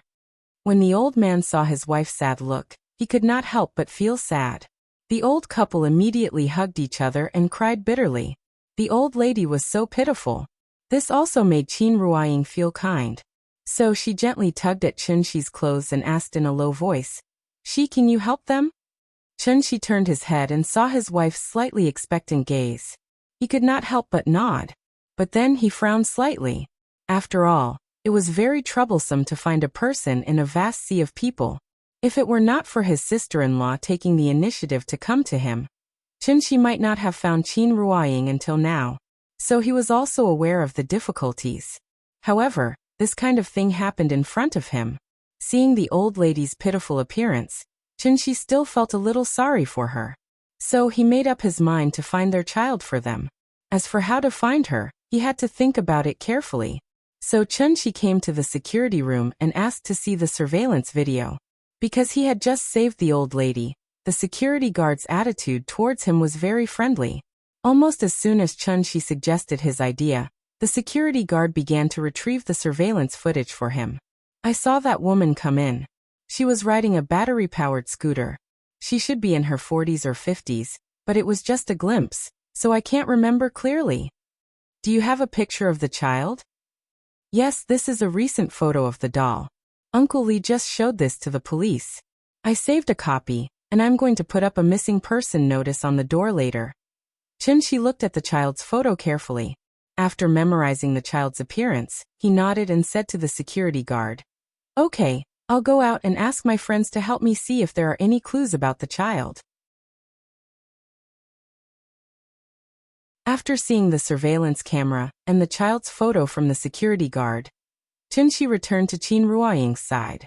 When the little fellow heard that her father was going to help find someone, she immediately pulled a long face and cheered for Chunshi righteously.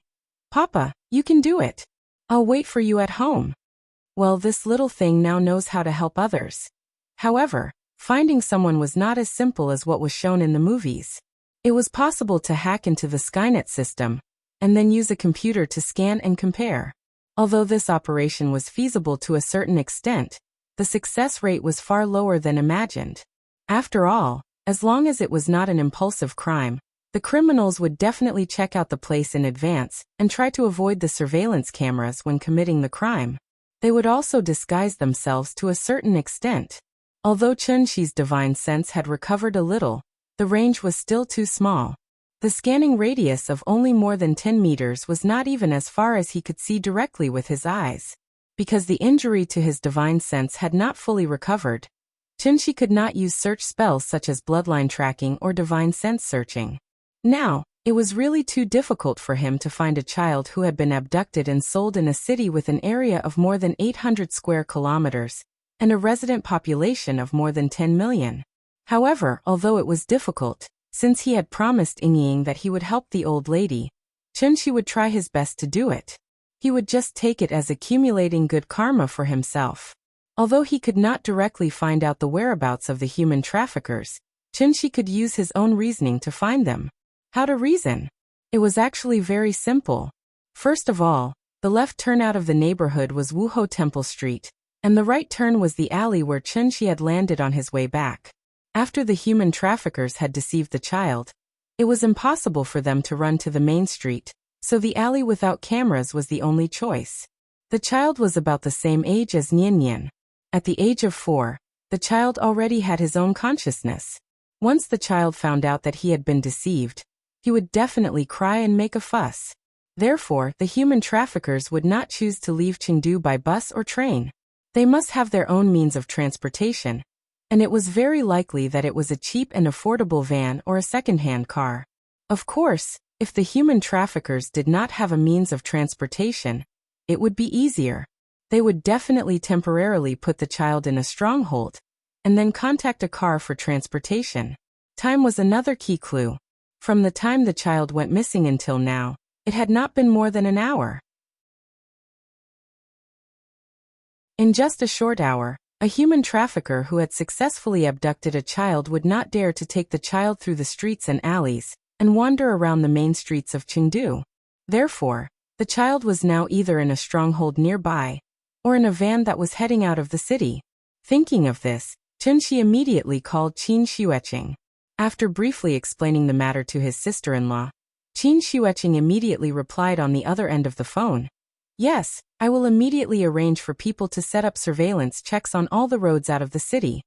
Speaking of this, Qin Xueqing did not forget to remind him. "However, you better not have too much hope for this kind of fishing operation. It's okay, as long as you do your best." After asking his sister-in-law to help set up surveillance checks on the roads, Chunshi carefully searched the nearby slums. If the child was not in the van, then he must be nearby. However, When he was searching, Chunshi did not have any intention of asking people on the streets. The reason was very simple. Not everyone was like him. Even if a human trafficker passed by the shop owner with the child, the shop owner would not necessarily remember that he had seen such a person before. After all, in daily life, unless one was bored to death, who would deliberately remember the appearance of a passerby? Chunshi flew in the sky and carefully observed the environment of the streets below. In recent years, the buildings in Chengdu had been getting taller and taller, but there were still many slums that had not been renovated within the second ring road. Aunt Zhang's house was in an old neighborhood, so although there was a bustling Wuhou temple outside the neighborhood, there was a large slum area that was waiting to be renovated behind it. The living conditions in the slums were poor, and the rent was low. Most of the people who lived here were foreigners who came to Chengdu to work. Chunshi flew slowly in the sky, and at the same time he constantly observed the distribution of the nearby cameras. He could only rely on his intuition to find the child. After all, human traffickers were also a kind of head-killing business. It was not because of the law, but because once they were caught by the people, they could be beaten to death by angry people. Therefore, from the perspective of a human trafficker, they naturally had to hide in a secluded and safe place, and there were definitely not many cameras near that place. Chunshi studied for a while, then chose an old tube-shaped apartment, and then directly flew to the roof of the apartment. Then he took out the soul crystal from his pocket.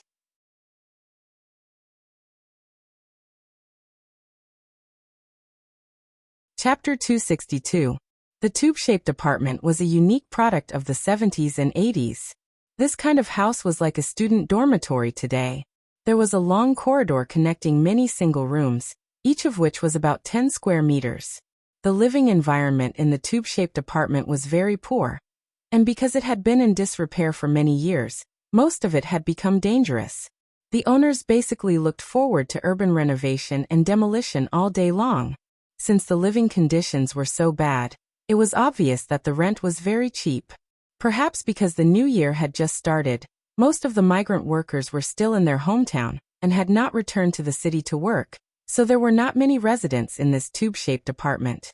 Chunshi sat cross-legged on the rooftop, then held the soul crystal in his hand. He wanted to use the soul crystal to expand the range of his divine sense, so that he could carefully search the shantytown.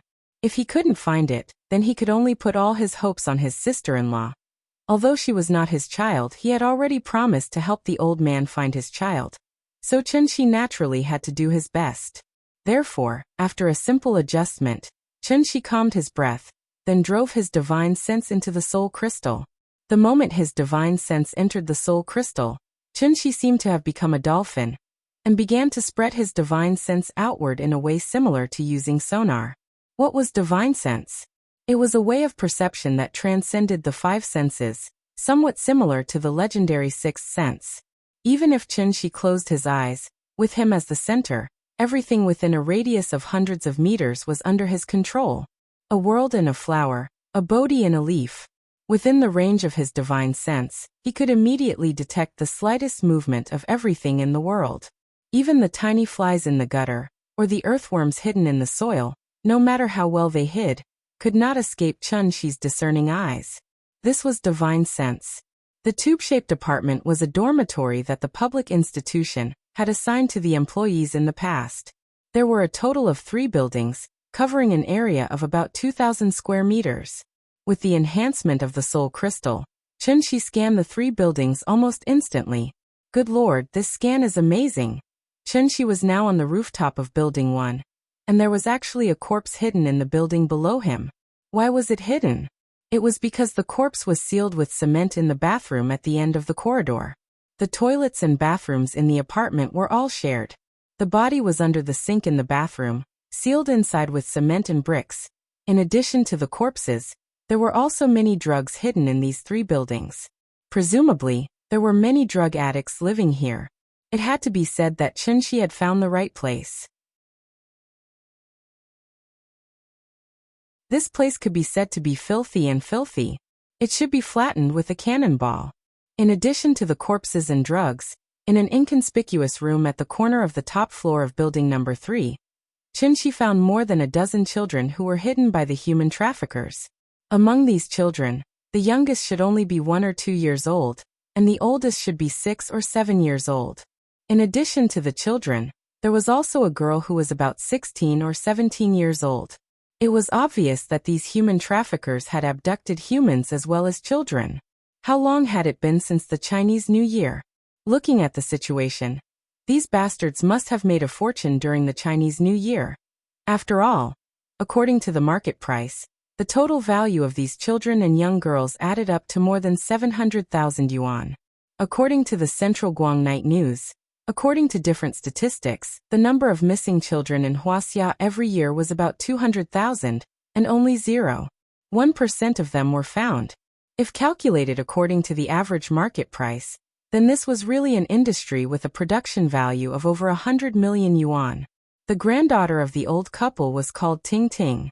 Because Nian Nian had just come to Aunt Zhang's house, she had not played with Ting Ting yet. Ting Ting was among the children. Perhaps it was because she had just arrived, but she was in good spirits and was struggling particularly hard. The children were abducted, so the human traffickers naturally would not provide them with good food and drinks. In the eyes of the human traffickers, these children were valuable goods, so in addition to tying the children's hands and feet firmly with ropes, the human traffickers also used towels to gag their mouths. The children were lying on the ground crookedly. Even if they could not speak, they still kept making woo-woo sounds out of fear. Because they cried so hard, one of the children's eyes were so swollen that only a slit was left. This scene made Chinchi very uncomfortable. After all, he also had children. If someone tied Nian Nian up and threw her on the ground like this, he really could not imagine what a father would do in a rage. Therefore, the moment he saw this scene, Chinchi expressionlessly withdrew his divine sense, then got up and flew to building number 3. There was only one adult in the room, a woman in her 30s. The woman seemed to be in a good mood. At this moment, she was squatting next to the pitiful young girl, and holding the young girl's chin with one hand and taking photos with her phone with the other. Looking at this situation, she seemed to want to sell this young girl for a good price. Chinchi flew to the top of the room where the children were locked up, but he did not immediately act. Instead, he sat cross-legged on the rooftop. He was waiting for the woman's accomplice to come back. As a family, the most important thing was to be neat. Chinchi sat patiently on the rooftop. It was not until around 6 o'clock in the evening that the woman's accomplice came back one by one. When all the human traffickers gathered on the first floor to prepare for dinner, Chinchi realized that this human trafficking organization was much bigger than he thought. They rented this building, and it seemed that there were at least 20 to 30 people, men and women, old and young. Among them, the youngest should be around 20 years old.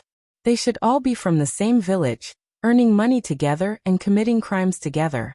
They usually lived in this cheap tube-shaped building, and then they would wander around in groups of 3 to 5 in the name of working. Once they found a target, they would start to plan the operation. Some were responsible for scamming, some were responsible for robbing, and some were responsible for keeping watch, scouting, and logistics. Although they were small, they had all the essentials. Among these children, some were caught before the new year, but they did not choose to ship the goods during the new year. Instead, they chose to ship the goods after the new year. Moreover, when they shipped the goods, they divided them into several batches to avoid being caught by the police. They were very experienced in committing crimes. Chinchi was also very patient, and waited quietly for more than 3 hours. It was not until 10 o'clock in the evening when 8 or 9 people came back that he stood up and slowly stretched. It should be about time.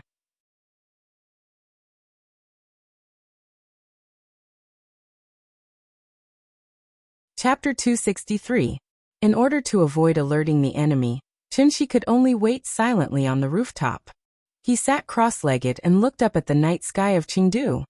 He felt that the tears of the children had seeped through the walls and soaked the floor. He looked at the group of people gathered under the apartment building. Under the light, they were not human at all, but evil spirits that wandered the dark side of society. Because they had been tied up for a long time, the parts of the children that were bound by the rope had begun to have edema.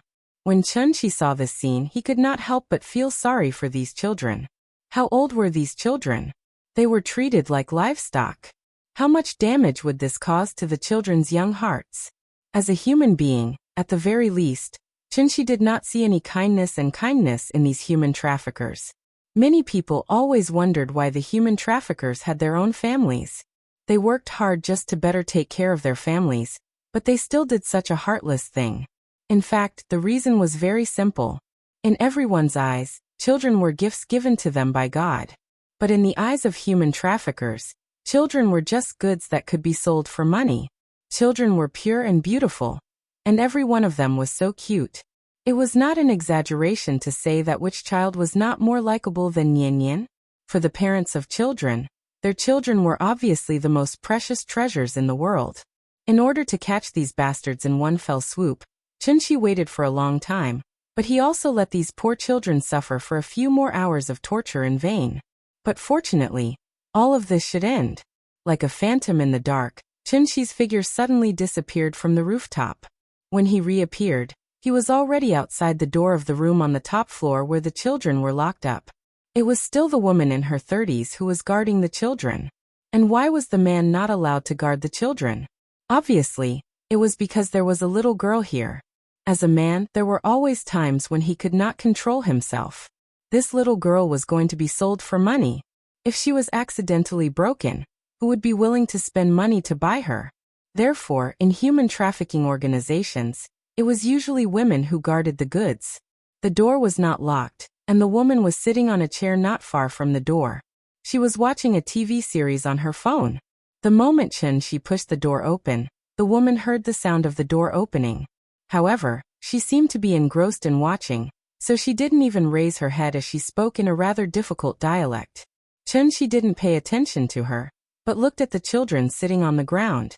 It was probably because they were tired from crying that the children were already asleep. Only the little girl who heard the sound of Chunshi opening the door immediately raised her head and looked outside vigilantly. There was only an old light bulb in the room. Under the dim light, the sudden appearance of a strange man made the girl shrink back in fear. The little girl's movements made a rustling sound. After hearing this sound, the woman in the room finally raised her head impatiently and directly shouted in Chunshi's direction.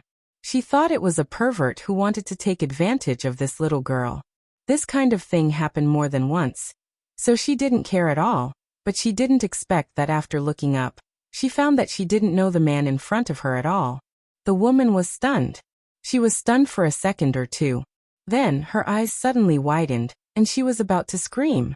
But at the moment when she was about to scream, Chunshi suddenly stretched out his arm, and the invisible true spirit suddenly clasped the woman's neck like an iron hoop. Want to call for help? The two were at least 2 meters apart. Chunshi just grabbed in the air, and the woman was suddenly lifted from the chair by him like a chicken. The pressure on her neck made the woman almost suffocated, but she still opened her eyes and mouth, trying to make a sound. Seeing this, Chunshi said calmly, "I'll help you." After the voice fell, Chunshi gently waved his arm. The woman's body was like a marionette. Under the pull of an invisible force, she instantly broke the window and flew directly out of the 5th floor. Then the question came. How long would it take for an object to fall freely from the height of a 5-story building to fall to the ground? The answer was, with a muffled sound from downstairs, the entire apartment was alarmed. Like a sudden power outage in the student apartment, screams and footsteps suddenly came from downstairs. This scene happened in front of the little girl, but she stared with her red eyes, as if she didn't come back to her senses at all. Seeing her silly look, Chunshi couldn't help but smile at her. Then he gently snapped his fingers. "Go to sleep, you'll be fine when you wake up." Under the effect of the meditation spell, the little girl leaned weakly against the wall, and her consciousness became more and more blurred. She tried hard to remember the appearance of the man in front of her, but the strong sleepiness made her instantly fall asleep. After the little girl fell asleep, Chunshi turned his head to look at the child in the room. After cutting all the ropes with his true essence, he turned and walked out of the room. 30 to 40 people ran wildly in the apartment, and the floor made a bang-bang sound as they stepped on it. Listening to the gradually approaching footsteps, Chunshi sighed rather helplessly. It would be great if he could just slaughter all of these scumbags. But he couldn't do that, because this kind of large-scale human trafficking organization had abducted and sold countless children. He couldn't kill all of these bastards for a moment of pleasure. He had to leave some alive for the police to find the children they had abducted before.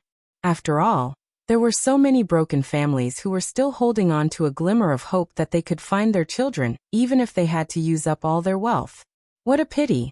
And just as Chun-Shi stood in the corridor thinking about how to deal with these human traffickers, the fastest among them had already rushed in front of him with steel pipes and kitchen knives. Seeing this, Chun-Shi's face couldn't help but darken, and he suddenly made a decision in his heart. In terms of probability, when an earthquake happened, there would always be a few lucky people in a building who would be able to survive. In that case, let God decide who would die and who would live. So just as the few men were about to rush in front of Chun-Shi, Chun-Shi fiercely stepped on the floor of the corridor. A huge force suddenly went from the roof to the foundation, and almost instantly shook the load-bearing walls of the entire building. Just like an earthquake, the entire building was like a building that had been crushed, and it quickly collapsed amidst the dust that filled the air. At the same time, Chun-Shi used his true essence to wrap the little girl and the children. After putting the children on the street outside the apartment, Chun-Shi called his sister-in-law's phone. The apartment collapsed, but the number of lucky survivors was beyond Chun-Shi's imagination. This also made him sigh. These bastards' luck was actually so good? Did the heavens have eyes? So when he ended the call with his sister-in-law, Chun-Shi didn't forget to repeatedly remind her. Death penalty, it must be the death penalty, remember. Good will be rewarded with good, evil with evil. If there is no justice in heaven, I will.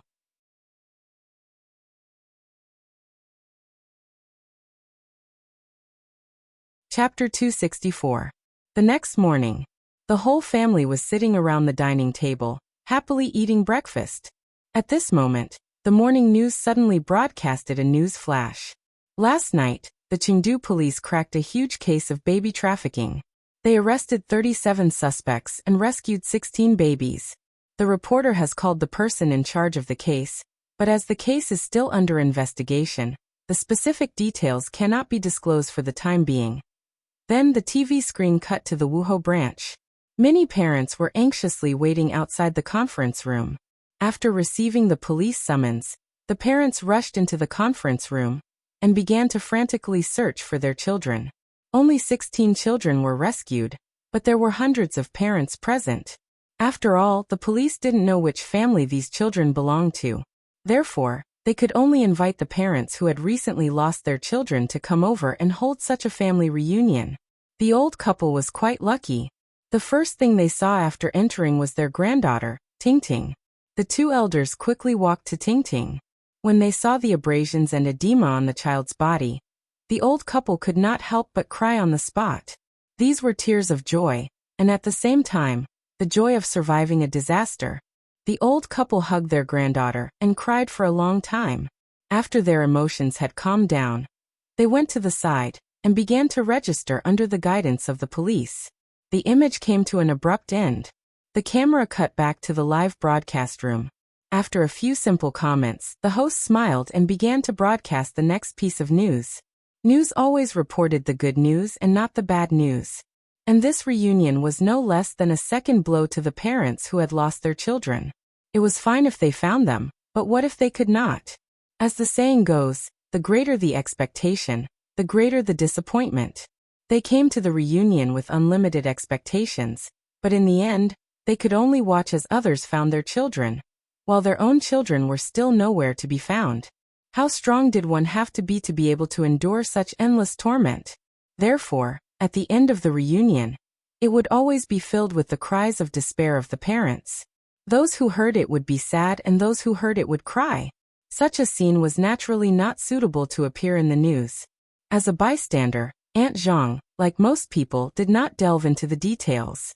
Therefore, when she saw the old couple find Tingting on TV, she couldn't help but laugh and say, "It's good that you found her, it's good that you found her." Speaking of this, Aunt Zhang did not forget to reach out and pat the little girl's head. Then she pretended to be serious and said to her, "Nian Nian, if you don't listen to me in the future, Grandma will sell you to human traffickers. What do you think? Hearing Auntie Zhang's words, the little boy was frightened and immediately shook his head like a rattledrum. He pouted and said loudly, "No, you're not allowed to sell me." As it spoke, the little thing burrowed into Qin Ruoying's arms. Aunt Zhang couldn't help but laugh out loud at the silly look on his face. "Silly child, Grandma is just teasing you. You are so cute, how could Grandma be willing to sell you?" Qin Ruoying comforted her with a smile. Hearing this, the little fellow pouted and snorted, and then expressed its strong dissatisfaction. Children also have human rights. Breakfast ended in such a happy atmosphere. After Kai Shuqin and Xie Pinglin left for work, Aunt Zhang packed up and prepared to bring Chen Shi's family out to play. However, because she still had to take care of her granddaughter, Aunt Zhang was busy for a while and didn't finish packing. During this time, Chen Shi discussed with Qin Ruoying softly. The new year was over, so it was about time for them to leave. They couldn't always stay at Aunt Zhang's house and freeload on food and drinks, right? Therefore, after a brief discussion, Chen Shi brought up their plans to Auntie Zhang. After leaving Chengdu, they would go to Zhonghai for a few days to reminisce about the past before returning to Shangjing. After returning to Shangjing, they couldn't let the little girl play so carefree anymore. They had to find a kindergarten for her and let her become a preschool child. This time, she would study seriously in a big class, unlike the past where she would slack off. Therefore, Chen Shi and Qin Ruoying didn't discuss with the little girl at all, and directly decided everything for her. Although Aunt Zhang was very reluctant, after hearing the detailed plan, she still agreed to it. However, they could leave, but they had to wait until the new year. Since Aunt Zhang had already said so, the husband and wife naturally couldn't go against her wishes, so they followed the old lady's wishes and stayed with her for a few more days until the Lantern Festival. After that, the family went out and prepared to take advantage of the last few days to play all over Chengdu. It had to be said that the internet era was indeed convenient for people's lives. After Chen Shi rented a shared car with his phone, he drove the family happily to Huanglongxi. Chengdu couldn't be compared to Shangjing. There were only a few scenic spots to play in, and Huanglongxi was a relatively good vacation spot in the surrounding area. However, since Chen Shi came back, he took the little girl to see 5 scenic spots.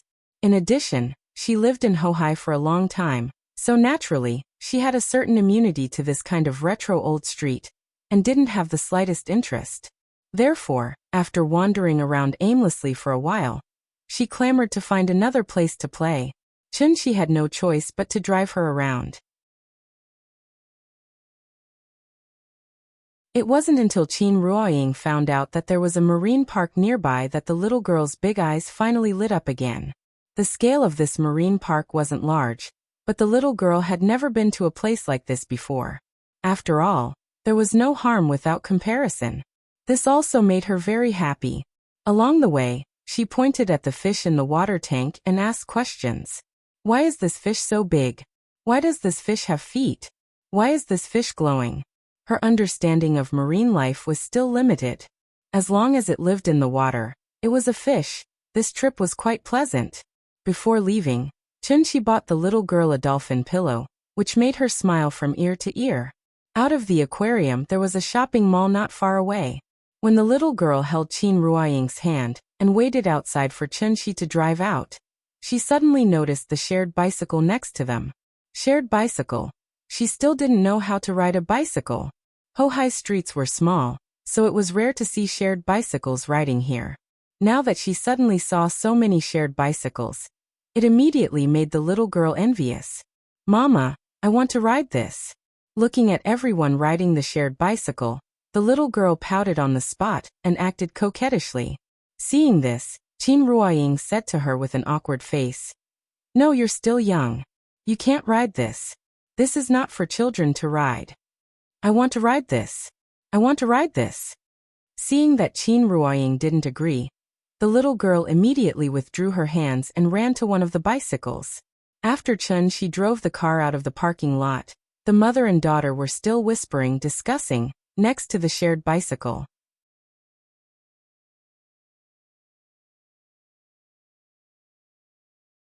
Chapter 265. Chunshi drove the car out of the parking lot. Just as he turned the corner, he saw the mother and daughter who were discussing. The wife was dignified, elegant, and charming. The daughter was innocent, lively, and cute. For a father, this scene might be the most beautiful scene in the world. Qin Ruoying didn't notice that Chunshi had already driven the car out. She was still trying to persuade the little guy to give up riding the bicycle. However, the little guy was now completely carried away. He didn't listen to his mother's words as usual. Seeing that his mother didn't help him, the little guy ran to find a small yellow bicycle, and then stood aside thinking about how he should sit on it. The yellow bicycle was the shortest bike in the shared bicycle, but even if the saddle was the shortest, it wasn't something a 5-year-old child could play with. Looking at the pedestrians coming and going on the shared bicycle, the little guy directly sat on the horizontal tube in the middle of the yellow bicycle. Then he raised his hands and tightly grabbed the handles on both sides.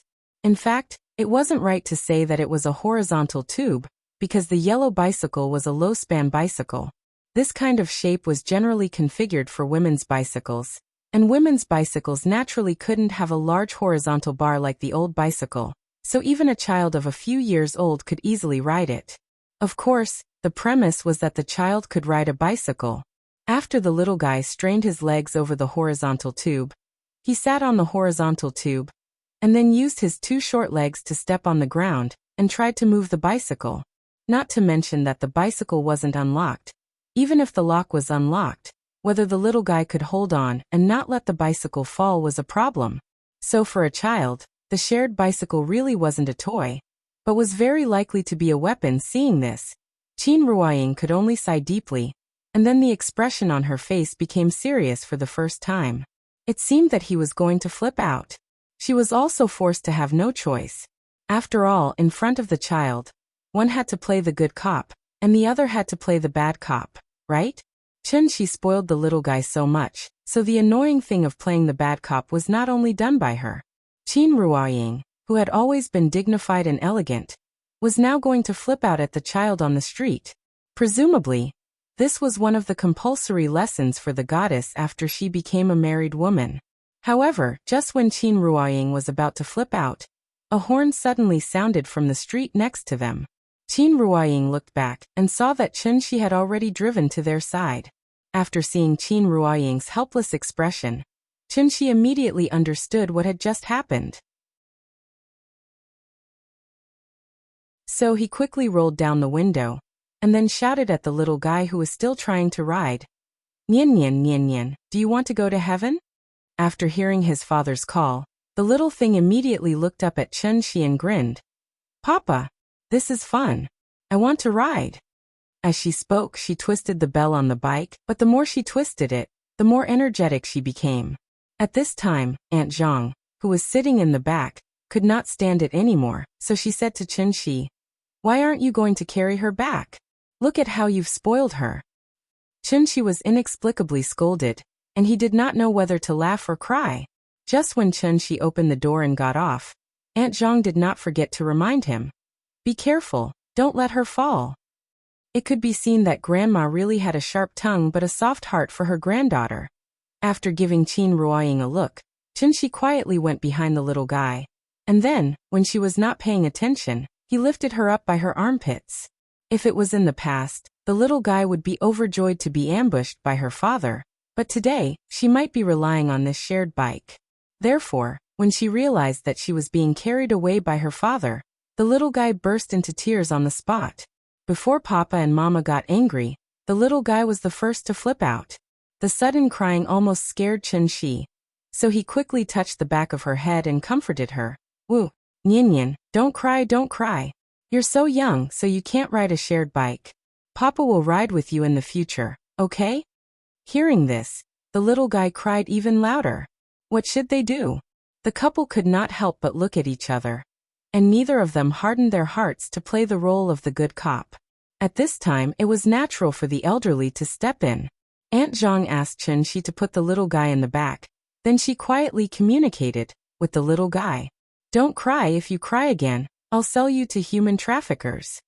"Nian Nian, look at you now. You're not likable anymore. Do you still remember what you told Grandma before?" Isn't our Nian Nian the most obedient and sensible?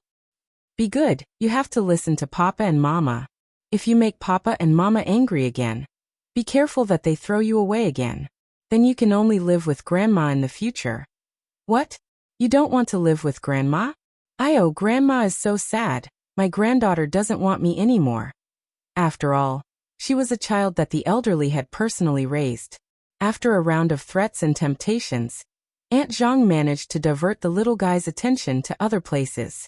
The little guy did not even wipe his tears before he took the initiative to hug Aunt Zhang and said softly, "I want Grandma. Grandma is the best." The older, the wiser. Actually, it was possible to scare the child, but one must not use it as a tactic.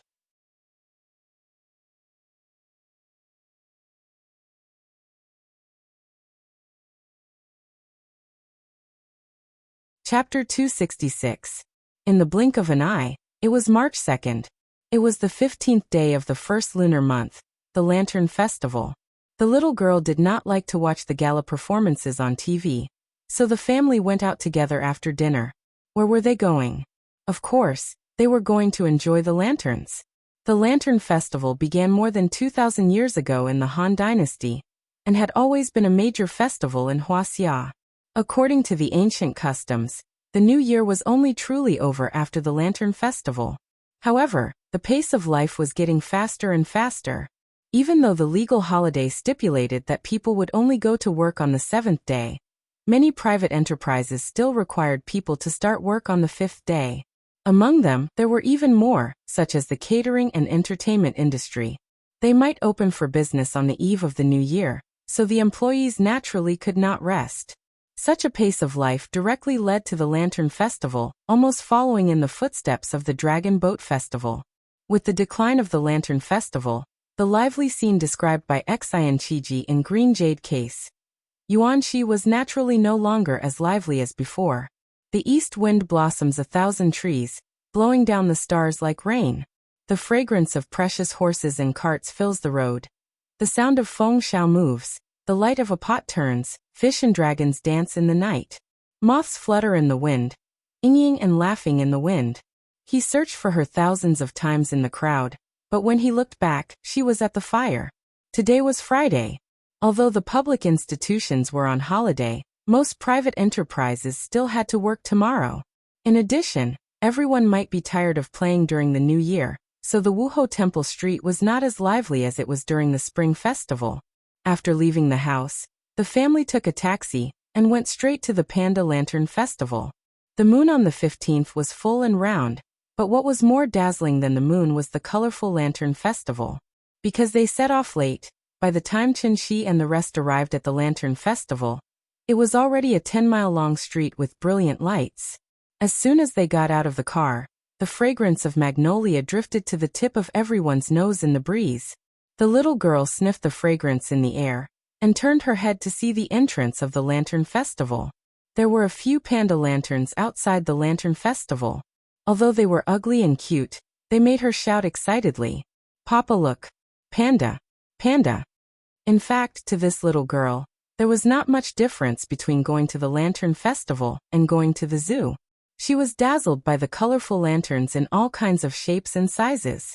She chattered excitedly all the way.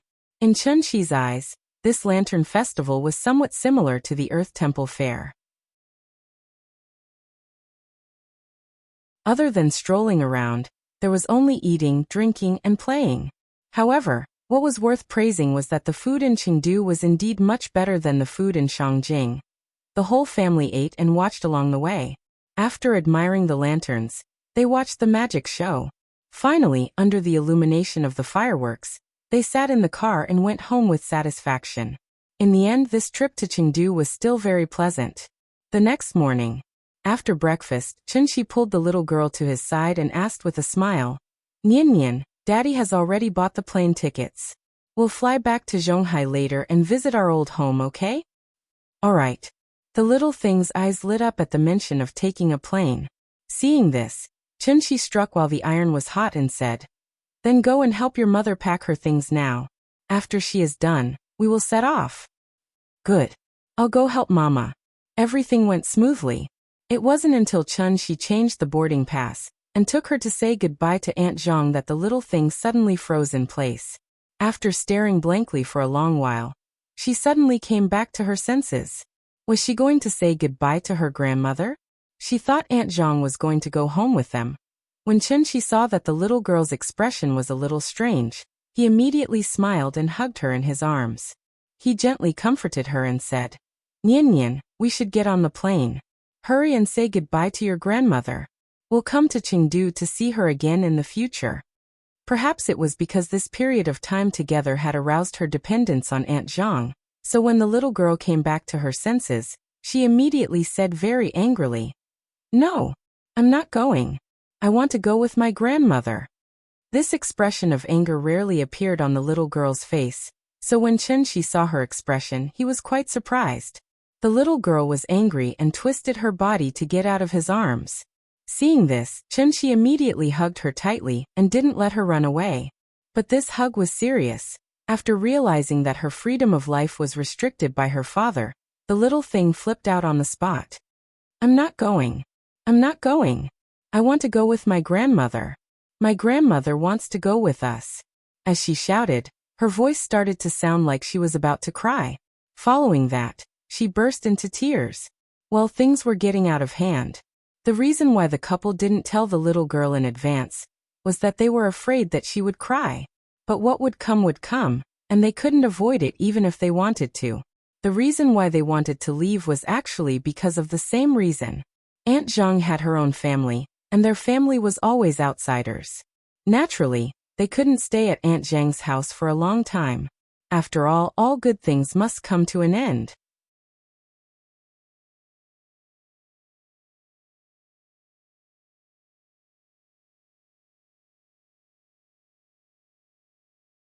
Chapter 267. As soon as the family got off the plane and walked into the terminal, it began to drizzle. Just a moment ago, the sky was clear, but now it suddenly became drizzling. And this sudden spring rain seemed to be a ceremony to welcome the return of their family. Perhaps it was because she had slept on the plane. So when the little guy got off the plane, his lively and energetic appearance came back. Therefore, the little thing did not ask Chun-Shi to hold her. Instead, she jumped and ran in the corridor with her short legs. Seeing her excited look, the couple quickly followed behind her, hand in hand. If they ignored the little girl in front of them, the two of them now looked like a couple who came to Zhonghai for their honeymoon. It was impossible to tell that they were an old couple with a 5-year-old child. The little girl ran and jumped. After running for a while, she made a sharp turn and directly lay in front of the floor-to-ceiling window of the terminal. Then, she looked at the planes in front of her and said excitedly, "Papa, look! That plane is running!" Chun-Shi came to the little girl's side.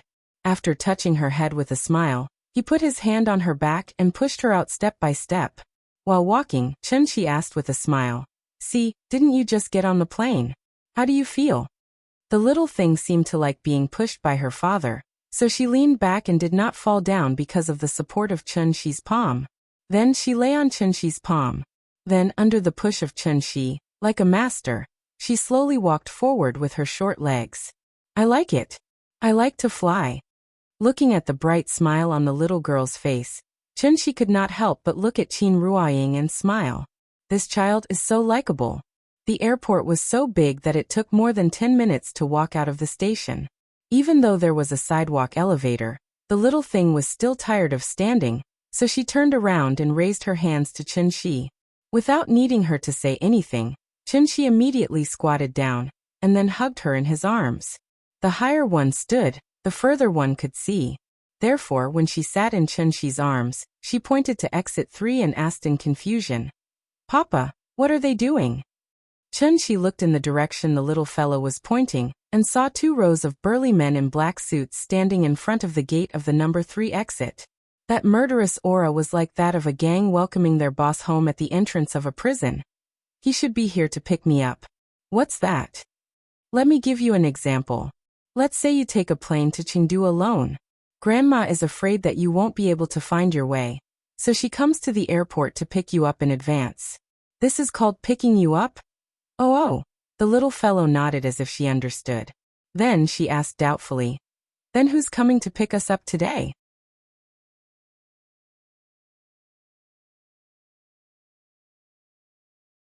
He stretched out his left hand and bowed slightly at the same time, like a greeter welcoming an important guest.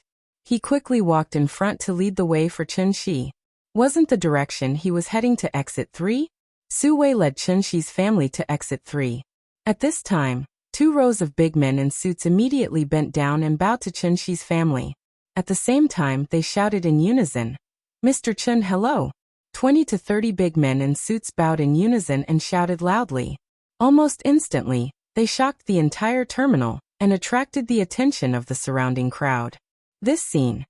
Chen-shi didn't need to think to know that Ning Zhonghua and Su-wei had found out through their friends that he was going to fly back to Zhonghai, so they deliberately arranged such a show. The crowd was excited. After all, this was even more grand than when a celebrity made an appearance. Countless professional fans took out their phones and were ready to take photos.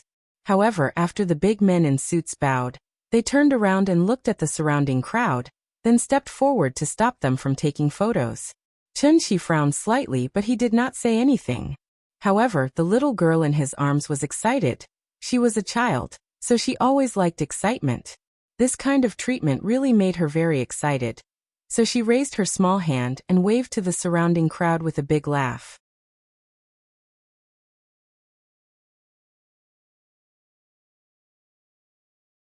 Chapter 268. Ning Zhonghua and Su-wei were obviously treating them with the highest standards. Therefore, when Chen-shi and his family walked out of Terminal 3 with Su-wei, the little girl was immediately attracted by the yellow Bentley in front of her. "Papa, this car is so long." It was no wonder that she was surprised. After all, the common 3-compartment cars on the streets were generally about 4.3 meters long, but the Mulsanne Grand in front of her was different. The length of the limousine was 6.57 meters, which was 2 meters longer than the average car. It naturally gave people a very shocking feeling from the side. The luxury car was extraordinary, so its price was naturally not trivial. The price of 35 million yuan was as high as a mansion driving on the road. Su-wei bought this car to receive important guests. After buying it, he had only used it a few times. Today, when he learned that Chen-shi was going back to Zhonghai, he immediately took out this treasure to please him. Of course, the price of this car was secondary. Tens of millions was just a drizzle for a tycoon of this level. The most important thing was that this car was limited to only 12 in the world, and there was only one in the entire Huaxia. Even if you had money, you couldn't buy it. Naturally, the price would increase. In order to win Chen-shi's favor, Su-wei used all of his tricks. He almost hung a banner at the entrance of the airport parking lot that said, "Welcome Mr. Chen to Zhonghai." Su-wei had completely transformed into a concierge now. He respectfully opened the door for Chen-shi's family. After Chen-shi's family got in the car, he wanted to get in as well. However, at this time, Chen-shi, who was sitting in the car, glanced at him indifferently. Su-wei was very smart. He almost instantly understood what Chen-shi meant, so he quickly found a way out of this situation. He smiled and said, "Mr. Chen, I won't disturb you, I'll sit in the back." After that, he gave Ning Zhonghua a look, and he ran to the Mercedes-Benz S-Class in the back. Because Ning Zhonghua and Chen-shi knew each other earlier, compared to Su-wei, it was easier for Ning Zhonghua to talk to Chen-shi. However, there was an old saying, "Today is different from the past." After the two of them experienced a series of events, their attitude toward Chen-shi had naturally changed dramatically. It was a kind of respect from the bottom of their hearts, and it had nothing to do with age, experience, or social status. It was purely because Chen-shi was better than them. This alone was enough. With Ning Zhonggua's personality, he obviously wouldn't do something like this. However, after Su's suggestions, he finally nodded and agreed. After all, if he didn't agree, what should he do to continue to get closer to Chen? Beauty and money? Did Chen need? Therefore, sometimes it was very meaningful to put down one's face to flatter in front of the leader.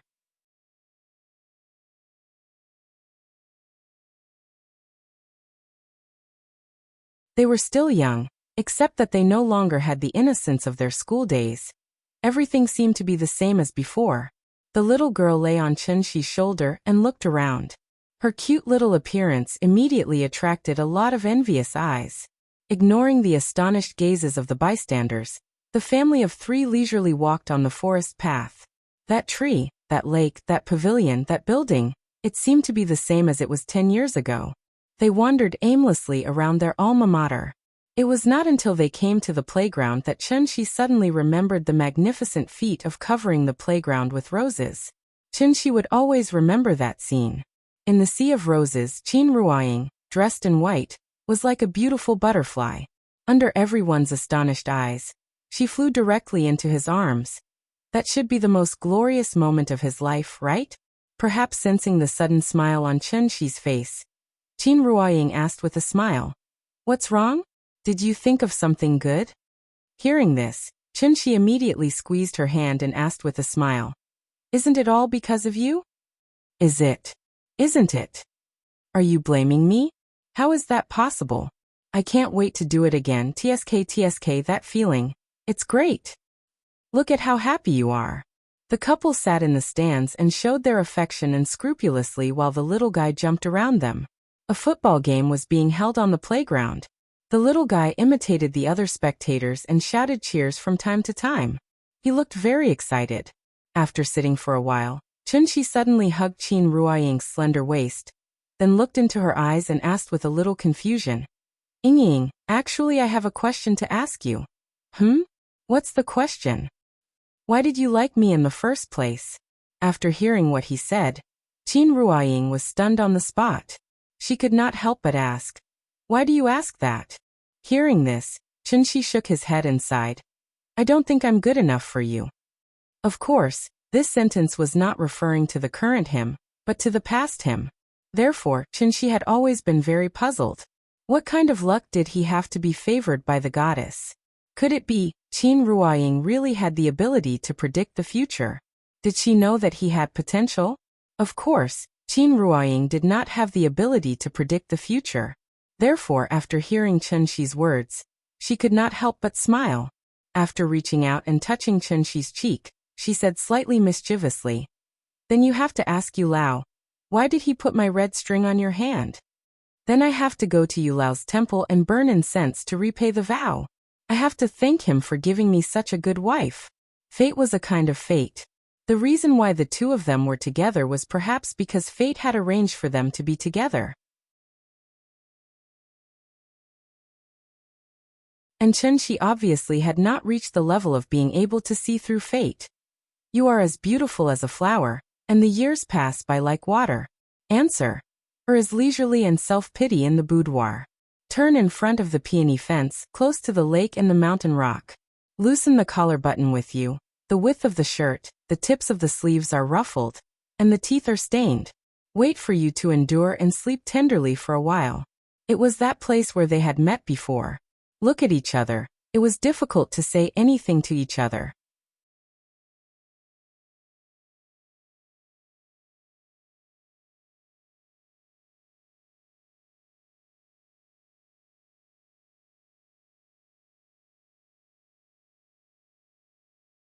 I can't see. Although there were many people around, the discussion was not very loud. After all, everyone knew that the sound of the scene was recorded in a movie, so when they spoke, they deliberately lowered their voices. After the little guy made such a ruckus at the top of his voice, it immediately attracted the attention of many people. The students standing in front turned around to look at the little fellow, and then they all moved to the sides, making a path for them in the impenetrable crowd. Respecting the old and loving the young was a traditional Chinese virtue, which was most easily reflected in the hot-blooded college students. "Thank you." Chunshi squeezed through the passageway with the little girl in her arms, and thanked the students along the way. At this time, Qin Ruoying whispered a few words to the little fellow. It was not right to shout like this in public. It was very rude, and it showed that she had no family education. The little fellow was very sensible. So after listening to her mother's words, she seemed to understand that her behavior just now was a little rude, so she copied Chunshi and kept thanking the students on both sides. "Thank you, brother. Thank you, sister. I'm sorry." After saying that, the little fellow was a little embarrassed and stuck out her little tongue. That cute little look made a female student next to her couldn't help but praise. "Sister, your daughter is so cute." "Thank you." Qin Ruoying smiled and nodded. After reaching out and pinching the little fellow's little face, she followed Chun Shi to the front of the crowd. When they came to the front row, they finally saw the appearance of the big star. She was really beautiful, probably because they were shooting a youth campus drama. The female lead was dressed as a student and looked very pure. With the help of the makeup artist, she looked about the same age as the surrounding students. She was completely a young girl in her early 20s. However, when Chun Shi saw the appearance of the female star, he immediately couldn't help shaking his head and laughing.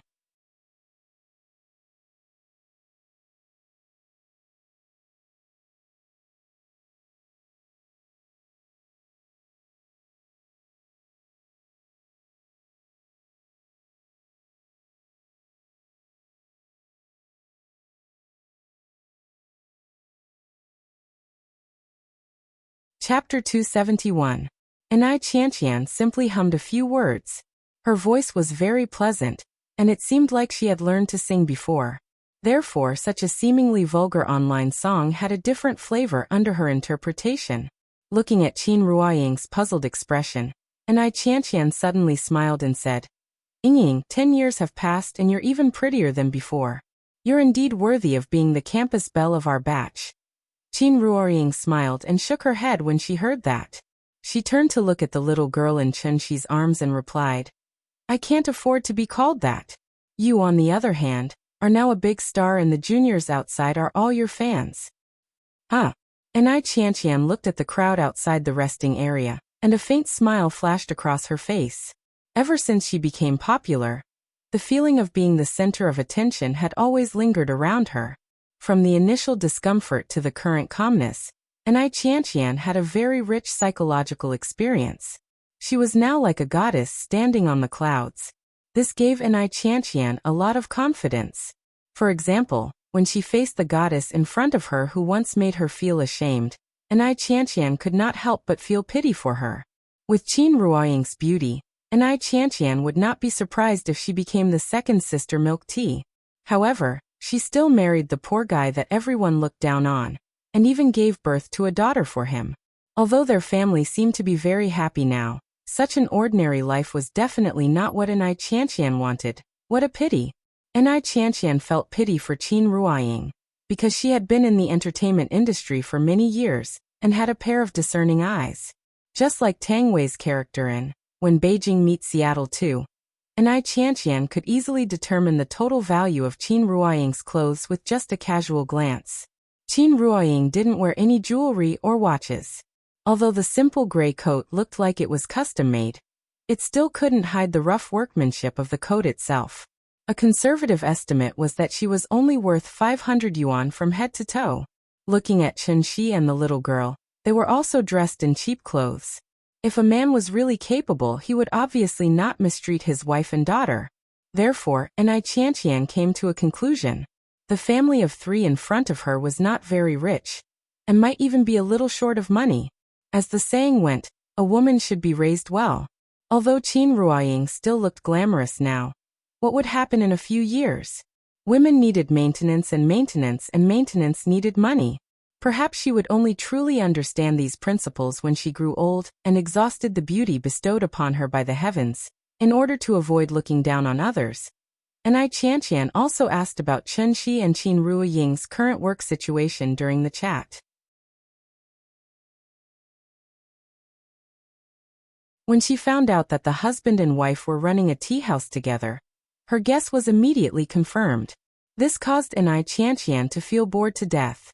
After all, they were not from the same world. No matter how outstanding they were when they were students, once they chose the wrong path after graduation, wouldn't the end result be to become ordinary? Anai Qianqian was a popular actress. Even if she found out about Qin Ruoying's background during the conversation, her face did not show a trace of contempt. After the two chatted for a while, Anai Qianqian apologetically mentioned that she had to rush to a job later. Seeing this, Qin Ruoying immediately nodded to express her understanding. Then, the reunion ended in a happy atmosphere. Before leaving, and I Qianqian took the initiative to add Qin Ruoying's WeChat and warmly said that they could keep in touch in the future. The reason why she did this was because she felt that Qin Ruoying still had room to recover. People would always grow up. Under her influence, perhaps Qin Ruoying would suddenly come around one day. With Qin Ruoying's beauty, figure, and unique temperament, as long as she nodded, and I Qianqian could definitely introduce her to an ideal family. Maybe they could even be good sisters in the future? And I Qianqian smiled as she sent Chunxi's family out of the cordon. After waving goodbye to them, she turned around and walked to the set. From the beginning to the end, she did not put on any airs in front of the family of three. The couple walked out of the crowd under the envious eyes of the fans. After walking for a while, Qin Ruoying suddenly asked thoughtfully, what do you think of an I Qianqian?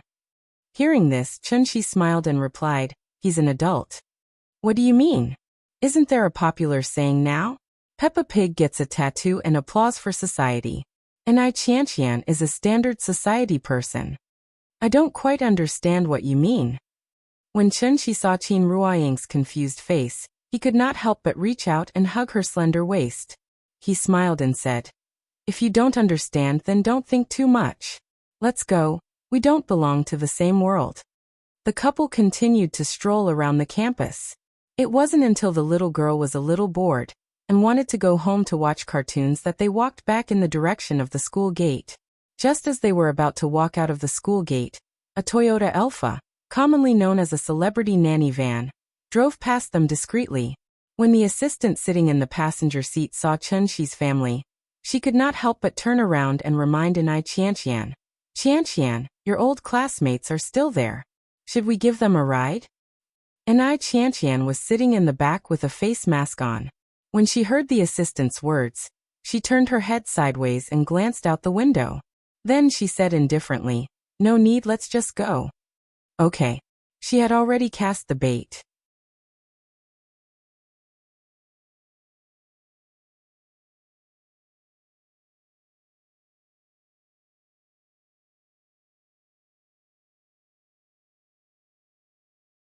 Although this little thing didn't even know what the local dishes were, she still nodded quickly like a chicken pecking rice. Seeing that the little girl agreed, Ning Zhonghua looked at the couple behind him and said with a smile, Mr. Chun, Mrs. Chun, I wonder if this local dish is to your liking? Hearing this, Chunxi was not polite at all. After nodding with a smile, he replied, we are not picky about food. You can arrange it as you see fit. He was not a reclusive master. Ning Zhonghua and Su Wei had flattered him like this. If he did not give them face, it would indeed be a bit too unreasonable. That's great. I happen to know a local chef. His braised lion's head in brown sauce was the champion of a cooking competition. I think this child will definitely like it. Then, the luxury motorcade headed by Bentley and Mercedes-Benz S-Class drove to Dianzheng Avenue. After arriving at the destination, Chunxi found that Ning Zhonghua and Su Wei had already arranged everything. Tonight's dinner was not at a restaurant, but on a yacht. Papa, look. So many boats. After the little girl came to the dock, she pointed at the yachts outside the dock and shouted excitedly. Although she had been on a luxury cruise ship, she still couldn't figure out the difference between a big ship and a small ship, so she could only use a small ship to call a yacht. What was a yacht? Its positioning was not a means of transportation, but a high-end durable consumer product for water supply and entertainment. What did Ning Zhonghua do? He was the former chairman of the Ocean Voyage Group and the largest shareholder of the Ocean Voyage Group. The cruise ship that Fang Lei used when she got married was rented from the Ocean Voyage Group. Therefore, the large luxury business boat docked at the dock was obviously the place Ning Zhonghua had arranged for this dinner. It could be seen that in order to flatter this person, he and Su Wei had racked their brains.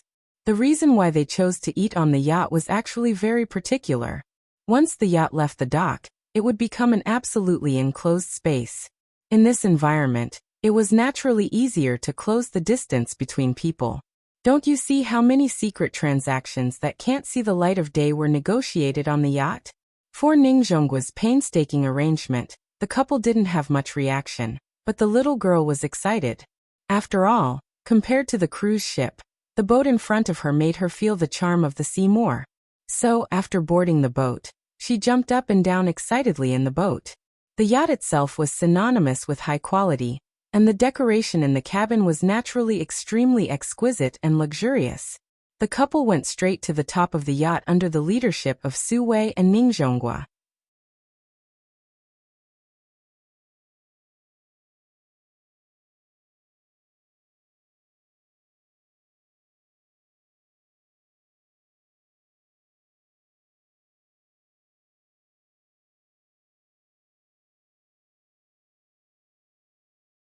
Accompanied by Nian somewhat disturbing shouts, they finally returned home. Perhaps it was the same feeling as Chunxi felt when he first returned. When Qin Ruoying walked into the room and saw the familiar furnishings in the house, she couldn't help but burst into tears like a broken dam. 5 years. It was indeed too long. After entering the room, the little fellow ran straight to the TV. After skillfully turning on the TV, she looked back at the door. When she saw her father and mother hugging each other excitedly, she immediately tilted her head and asked in confusion, "Papa, what's wrong with Mama?" Hearing this, Qin Ruoying gently pushed Chunxi away and wiped the tears on her face.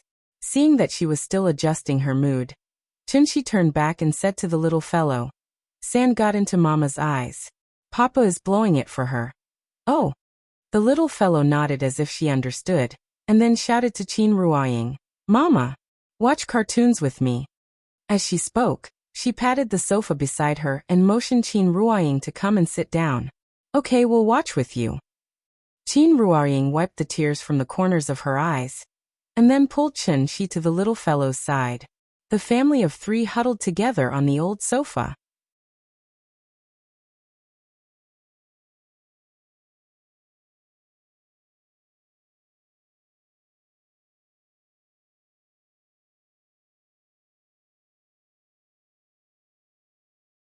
And it even won first place in the professional portrait category. It seems to be on tour around the world now. Pfft.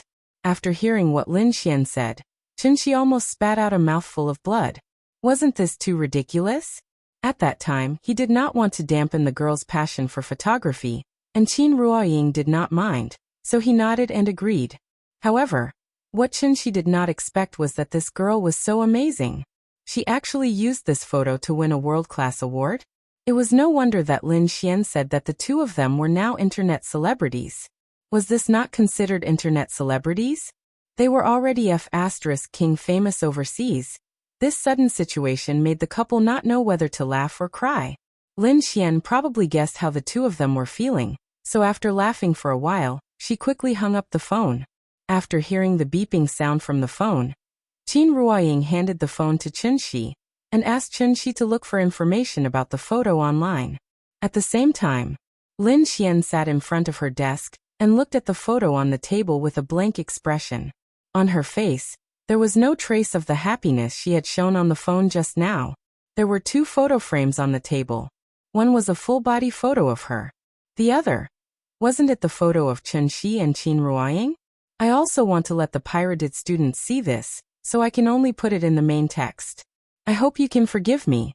What I want to say is, the theme of this book is about stay-at-home dads, but it is also because of stay-at-home dads that my writing style is limited.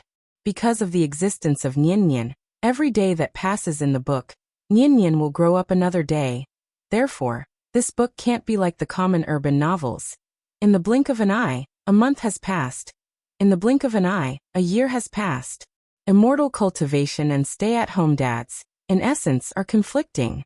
Therefore, the plot of this book is usually not continuous. After all, there is always a cause, a process, and a result when something happens. And this process needs time to ferment. For example, this photo may be buried for half a year before it appears again. I hope everyone can understand what I mean. Sincerely. Also, I update slowly, but I will never stop. This is for you to hear, and also for me to hear. It is also a kind of self-warning. Regarding the issue of updating, I also want to try my best to return to a stable 2 updates a day, but I should have entered a bottleneck. I am very tired of writing and also very annoyed. I feel that every word I write is torture. I didn't ask for monthly votes on the day I put it up, because I expected this to happen, so I didn't dare to make careless promises. In short, I have already decided. I will start from 3 updates a day and slowly adjust back. Finally, thank you again for your continuous support. You're tuning in to the Lee May's Sword of Destiny YouTube channel. We're so grateful for your support, and don't forget to subscribe to join us on this incredible journey through captivating stories. Your generosity through donations truly makes a world of difference, as it's the primary source of revenue that allows me to expand and enhance this channel for you. Thank you from the bottom of my heart for being a part of this adventure.